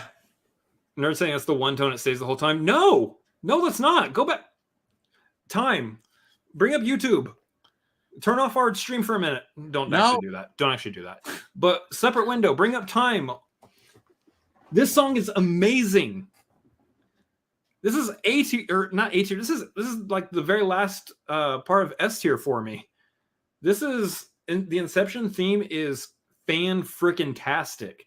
The way it builds the entire time, the whole building, as in comparison to them going deeper and deeper and deeper into the dreams. And then like the very end of the song, when it does like that, and like you hear that and you know you are picturing the top spinning. And then screen goes black. That is like this theme. This is breaking my heart right now. It builds and goes nowhere. What are we talking about? What are we talking about?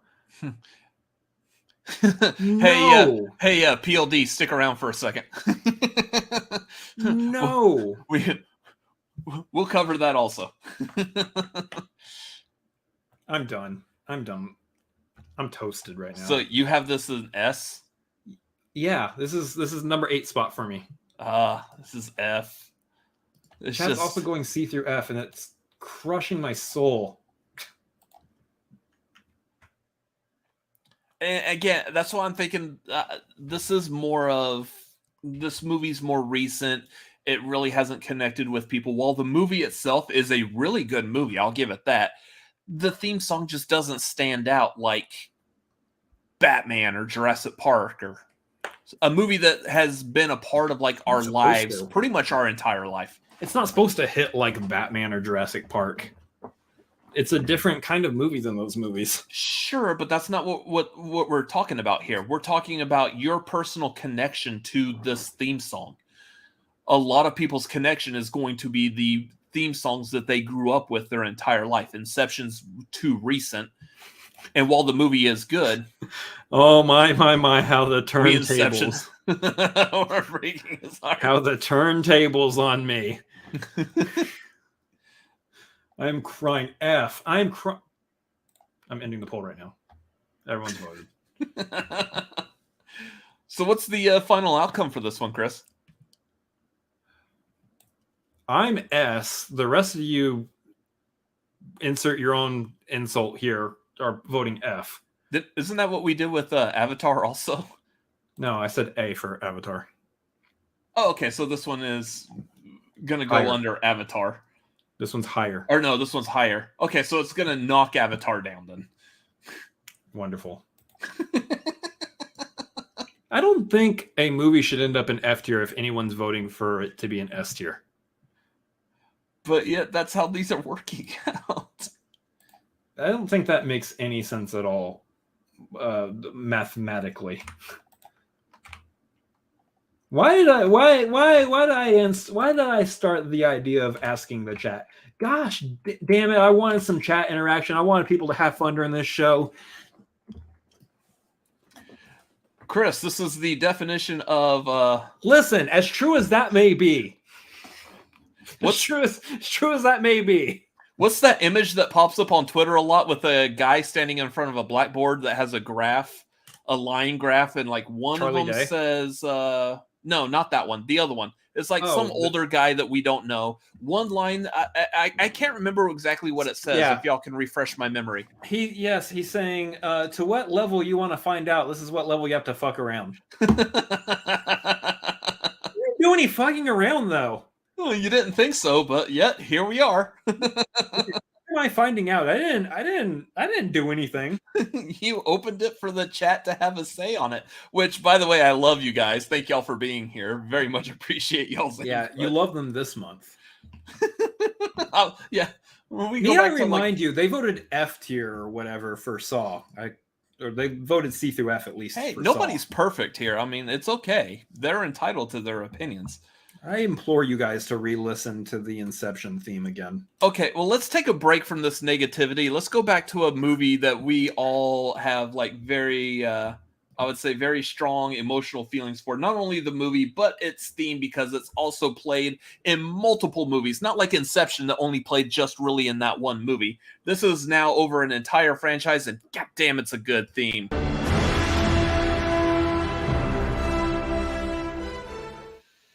Yeah, God, love that Avengers theme. Oh, but recent, you got to put it in F tier, right?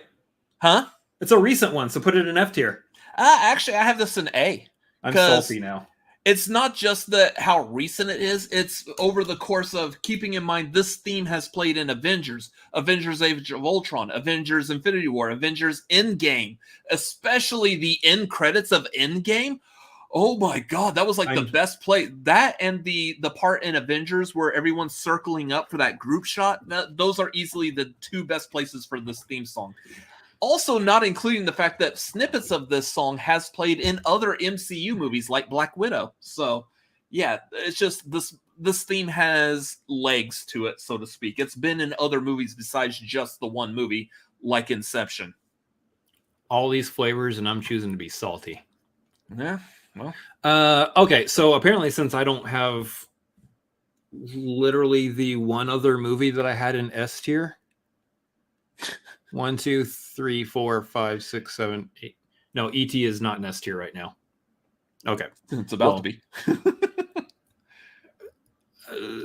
Okay, so here's the thing. At this point, I had Avengers at the top of A tier, the very top of A tier. Mm-hmm. It's if we had 9 movies in S tier, it would be the 9th movie in S tier for me. I'm fine if we put ET or Avengers in S tier at this point. Either one of those movies, S tier for me. Chad is currently saying A on Avengers, though. I'll be honest. As much as I love Avengers, I do feel like ET is more worthy of being bumped up to S and keep Avengers like at the top of A. Now the question at that point would become, though, do you put Avengers over the original Superman theme? Which I do. I do. That Superman theme is iconic and really the first like major theme for a superhero movie. Mm-hmm. Yeah, I mean, I would want to bump up Superman, or at the very least move Superman to the top of the A, and I would put Avengers right after Superman. I put Avengers over Superman. PLD really does not like you. This month. Some months it's you. This month it's me. It's a good thing the FCL's not going on, because PLD would never give the gentleman another match, which sucks because we were going to be a team, right. But whatever. So PLD, you came in late. So the breakdown right now is 8, 7, 7, 7, 7, 4. So 4 movies have to go in F tier, 8 movies have to go in S tier, 7 have to go in everywhere else. So otherwise, yes, a bulk of these movies would end up in S tier. Ooh, PLD saying take out Batman. I can understand maybe take out Pirates, but Batman, no. Neither for me. I can't let either one of those go from S tier. I think S tier. What's in S tier right now is pretty locked to S tier. Yeah, I could argue for Pirates, but we got to slip. If this ends up with Pirates still being S tier, I'm okay with it. But I think we got to slip Avengers or ET into S tier. Okay. So what's the chat saying? For Avengers, they said A. They said A? Yeah. Which I think we all basically said A. You said A, right? I said A. Yeah, so I think bump ET up to S tier and put Avengers in A. Yep. In its spot. Sounds good. Pirates is just typical Hans Zimmer score, but Hans Zimmer didn't do. Yeah. Hans Zimmer didn't even do Pirates. Yeah. He did the rest of them, but that's not. You goofy goober. I can't properly insult people. I'm too positive of a person, generally speaking. Look, you fuckhead. I didn't say that. I will never look. PLD can be mad at me. I will never call him that. I'm not calling PLD that. I'm just saying that's how you properly insult a person. Listen, you swell guy. Maxwell's not here. Yeah, okay. Maxwell's not here. Okay. All right, and now we'll go dive back into F tier territory. Right. Listen. This is just going to be Chris upset for the rest of the stream. We've got like 3 movies left. Let's get through these 3 movies. This is the one. This is the one coming up here. This is the one that I know I'm not going to get my way on, but fuck it. This would be from 2013's Man of Steel.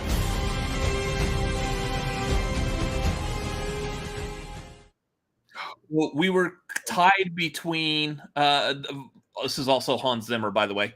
We were tied between either using the song referred to as Flight, which is the scene of him like in the snow looking up to the sun and he goes and flies, or this one, which generally it looks like the internet considers this mostly the main theme. This song is called What Are You Going to Do When You're Not Saving the World? Could have had a smaller title, but whatever. Anyways, yeah, so this is Man of Steel. I don't even want to give my opinion, honestly, at this point. here's it's a good theme. It's a fantastic theme for Man of Steel, but again, that whole recency thing that I was talking about, I still have this in F. And it's sad because I have absolutely nothing against Hans Zimmer. He does good work, but I personally love this score for Superman more than the Superman score for Superman. Sorry. I think this exudes the heroicism of Superman a lot better because now keeping in mind, of course, the theme for the old Superman movie is a campy theme for a campy Superman, and that's fine. Great movie, great theme for that Superman. This feels more like Superman to me. This score feels like the power and almost the royalty of Superman. This I think exudes who Superman is as a character. You get the power, you get the strength, you get the good nature, positivity to it, the building. It just feels more like Superman than the Superman theme did. So this, I prefer this. I prefer this to the Williams Superman theme. It's just, I think that's a taste of how that theme is for that Superman, though, to this theme for this Superman. And I think this just works more for me. Yeah. That's what I was kind of agreeing with PLD. I mean, other than the fact that, like, I'm okay with Avengers above Superman and Batman, but yeah, it's a good theme, but I think at the end of the day, like, people were questioning when Man of Steel was coming out. I remember people were questioning, how do you do a Superman movie if you're not going to use the iconic John Williams score? And then they gave us this. Hans Zimmer gave us this score, and we were like, oh, that's how. Most people were like, oh, okay, yeah, that's how that works. Yep, that makes sense. And because people were saying that, I think you have to give some credit here. You got to give some credit to Zimmer here. I understand, like, I get it. A lot of people are like, they're more used to the old Superman theme. They have a deeper love because that movie's been around for a while. They have a deeper connection to it. But for me, this movie's theme made people stop in their tracks and go, oh, you can do a theme to a superhero who already had an iconic theme and it still work. And I think that's huge. I think that's worth some points. Yeah. Anyways, so I said F. You're saying I said B. I put it in the B tier. B. I did put this over Superman, but obviously the original Superman score would be over where I'm putting it. So chat is tied between C and D right now. Now they're tied for C, D, and F, which I think means D. Yeah. Okay, so they're going to go D. You said B, and I said F. Yeah. So that's probably going to go... It's probably still going to go D, but it will probably go... I'm thinking, like, over The Exorcist. Yes, and I agree with what Nerd is saying in the chat here as well. I think we should dump Transformers into F instead of Inception.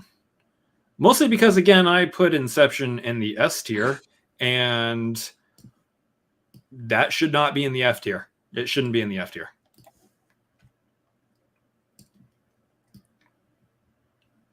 Granted, at this point, we have to shift things down to the F tier, so that means I'm also... I'm also about to be willingly putting Dr. Zhivago in the F tier too.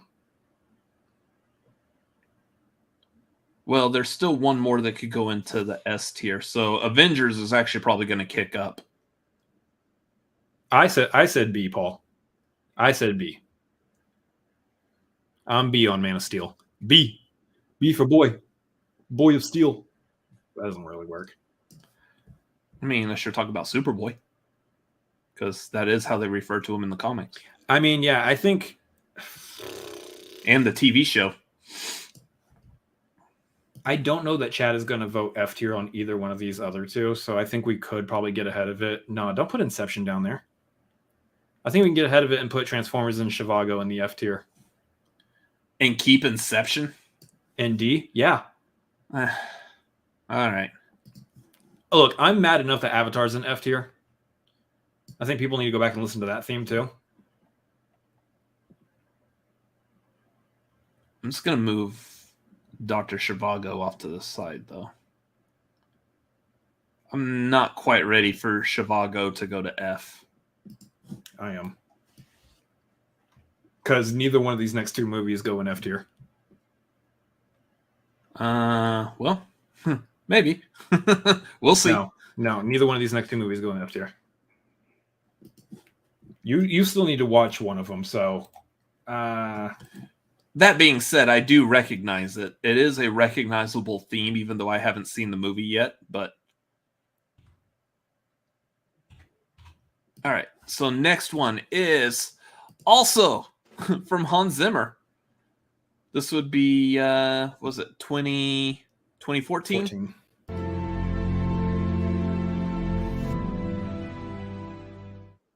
It's just a beautiful piece of music. Honestly. It would be Interstellar. I do prefer Inception to Interstellar, but damn it if Interstellar's theme is also not fantastic. I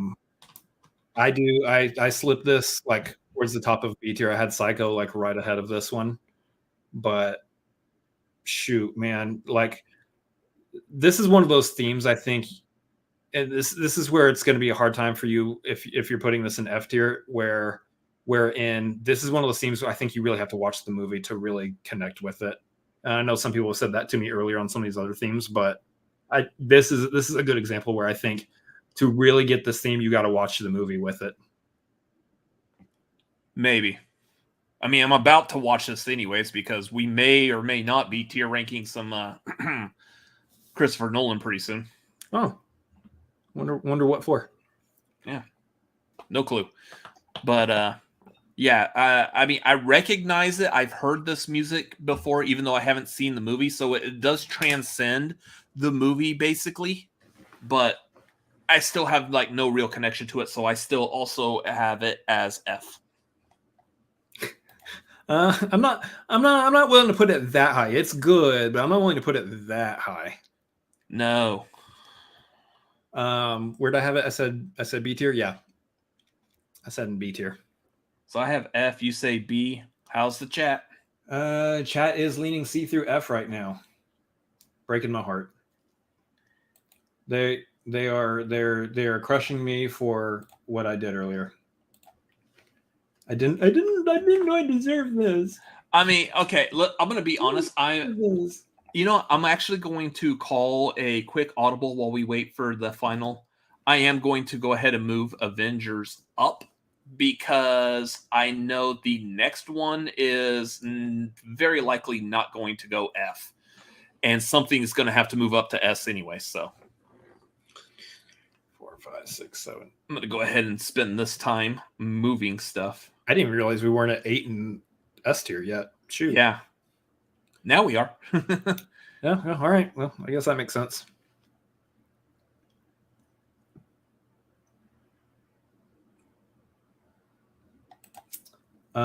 We got a split decision in chat right now between C and D on Interstellar. Again, I said B, you said F. So we got B, C, D, F right now. Okay, chat's leaning more towards D. So BDF. So that would be what, top of D?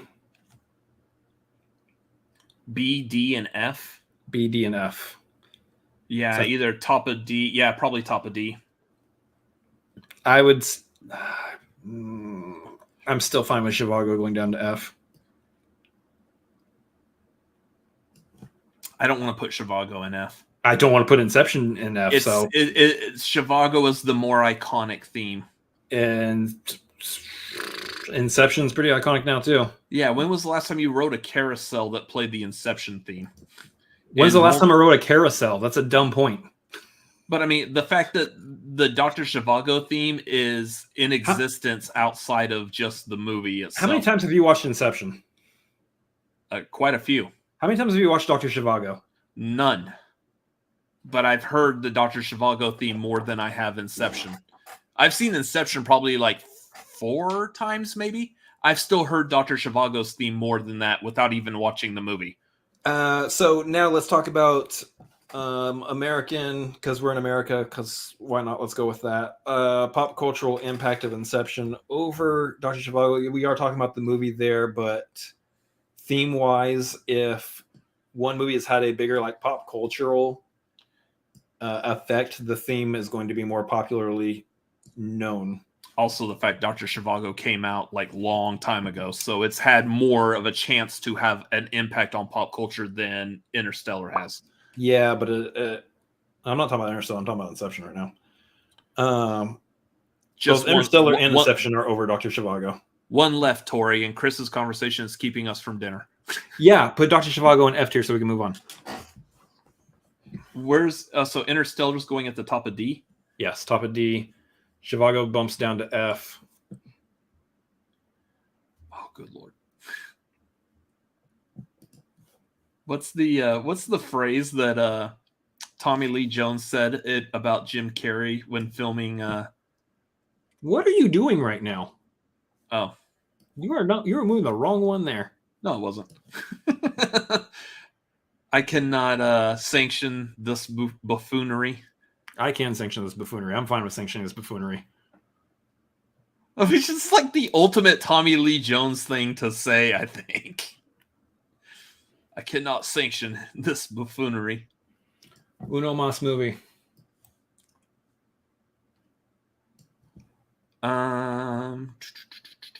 Okay. Yeah. Nerd made the point again for me. If anyone has a score of S, it shouldn't be able to go to F. The fact that I scored Inception S means that it does not go to F.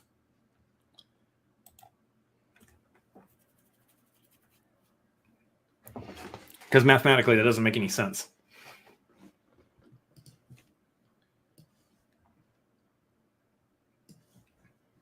Unless we had like 10 people here on the show right now and 9 people were voting F and 1 person was voting S, then... Oh, thank God we don't have that.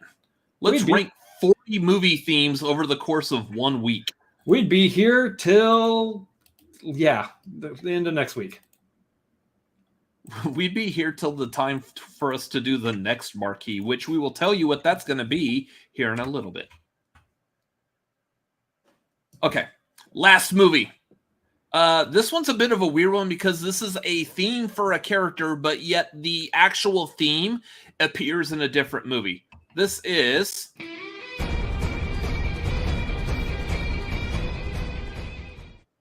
So this is not actually, like, it's used in the movie Wonder Woman, but the theme is officially called Is She With You from Batman v Superman, Dawn of Justice, also done by Hans Zimmer and Junkie XL. For simplicity's sake, this is a damn good theme, and the fact that this is essentially, other than the TV show, this is the first theme song specifically for Wonder Woman. This is a good theme for her, and I love it. This is A tier for me. It really has grown on me. Like, I was weirded out by it when it first appeared in BVS, but over time, I'm like, yes, this feels very much like what they want to do with Wonder Woman, what they were trying to do with Wonder Woman. I think this fits the Wonder Woman character as portrayed in the DC EU so far very well, and it's just it's a great theme. It is a really like just a solid action-packed theme. I like it. I think it's great. Where did I put it? I put it in the C tier. You have it C. I have it A. Yeah, I put it in C. Chat is leaning C through F right now. So one last poll. No. I'm going to spend another like 30 minutes moving stuff around. Yeah, I can't wait to revamp how we do this because I'm going to make it so much easier. There are a couple things I want to shift around wherein sitting here just like talking about these, I know where I put things on my list, but sitting here just talking about them and whatnot, there are ones that I would shift around at the very least within the tiers that they are in. I don't know if I'm of the mindset to shift tiers between them at this point. I think I want to lock everybody in the tier that they're in, but I want to shift them around in the tier that they're in.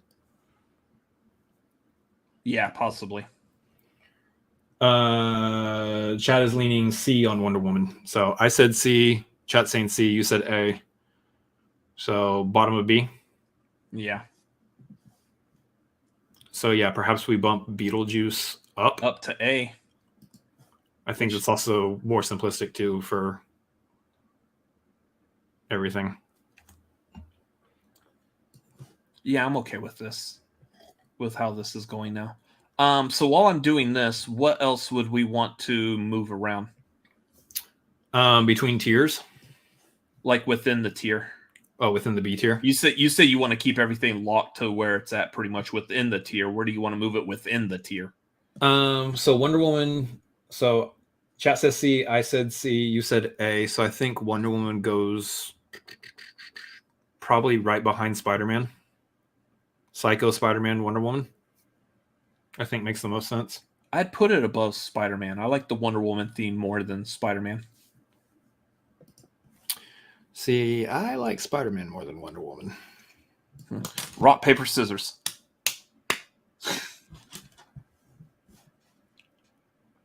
I mean, either way, I think they're right next to each other. Yeah. Yeah, at this point, I feel like with as many movies as there are on here, you're just splitting hairs if they're going to be right next to each other. It doesn't really matter. Nerd says Wonder Woman over Spidey in the chat.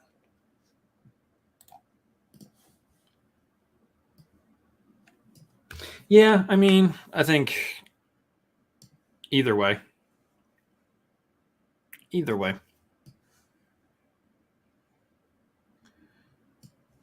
Okay. Anything else? Does anything else need to move, or can we call it a night on that? So I said all that to say, chat is making a good point in that I think the more I think about it, the more I would want to move the Lord of the Rings theme at least to the top of A. Even above the Superman theme. I would not put it over Superman. It is not that iconic. Superman is still a very iconic theme. Okay. I would put it under Superman. I'm okay with that, but then for ease sake of compromise, I would say, yeah, let's put it right under Superman then. I think Lord of the Rings does need to be a little bit higher than it is. I definitely want to put it over 2000. Man, 2001: A Space Odyssey is too high for me, but whatever. Yeah, the iconic nature of also Spraxasuthra or whatever. Sure. Yeah, that word. Sure, yeah. Whatever you just said.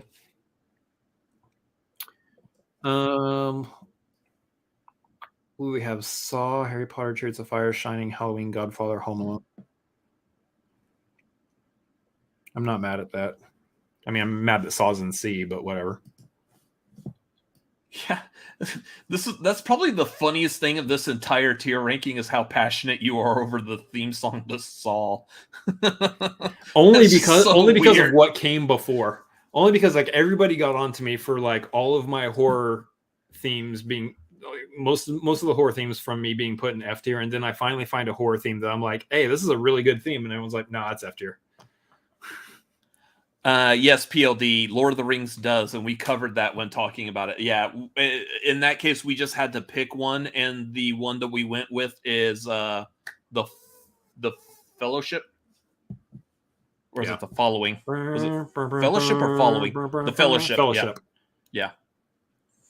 So we had to choose one. There's no one theme explicitly called the main theme. It's just a bunch of people on the internet and what they believe the main theme is. So we took a liberty with that one.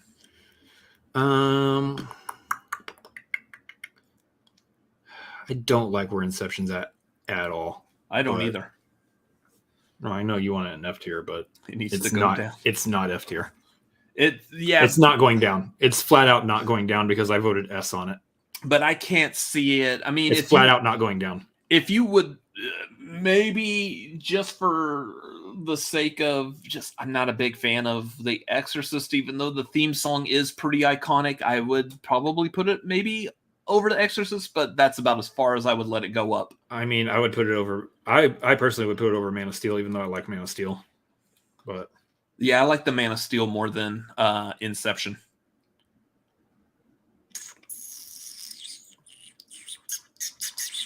I mean, we can put it over Exorcist. It gets me just one place closer to where I've had it. Also allows me to not have to move the entire board.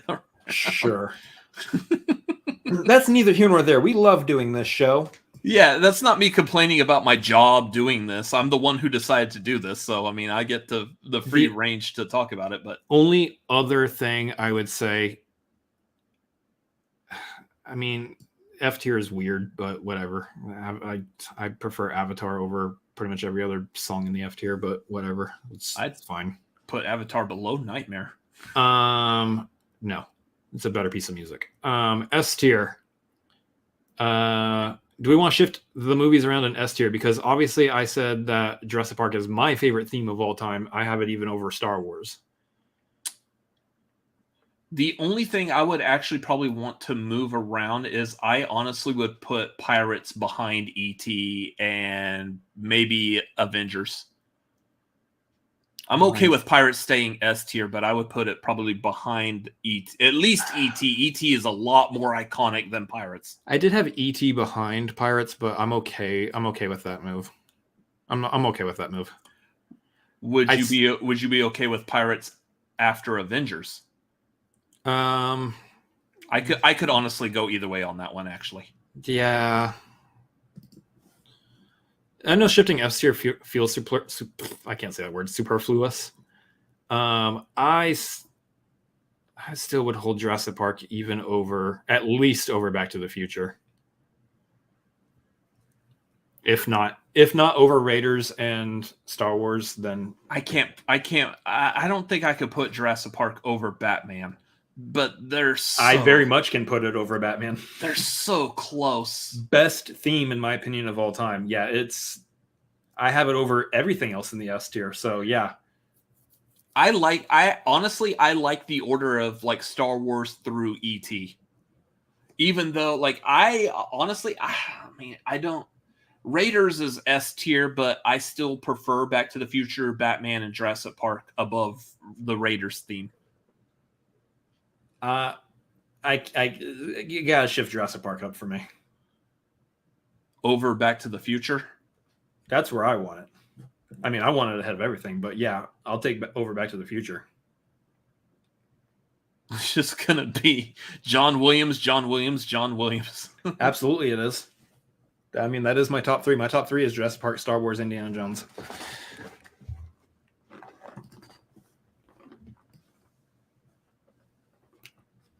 Hey, Lego agrees with me. Also, PLD says Jurassic Park is over Batman without a doubt. Yeah. I like that Batman theme. It's iconic. It's, it's still S tier, so that's fine. All right. Anything else? I feel all right with this. Okay. So again, I will clean this up. Probably take me a week or so, but I'll get it posted tomorrow. Anyways, so let's go ahead and we will call this Carl, remove this abomination. Carl, get this out of my face. Yeah.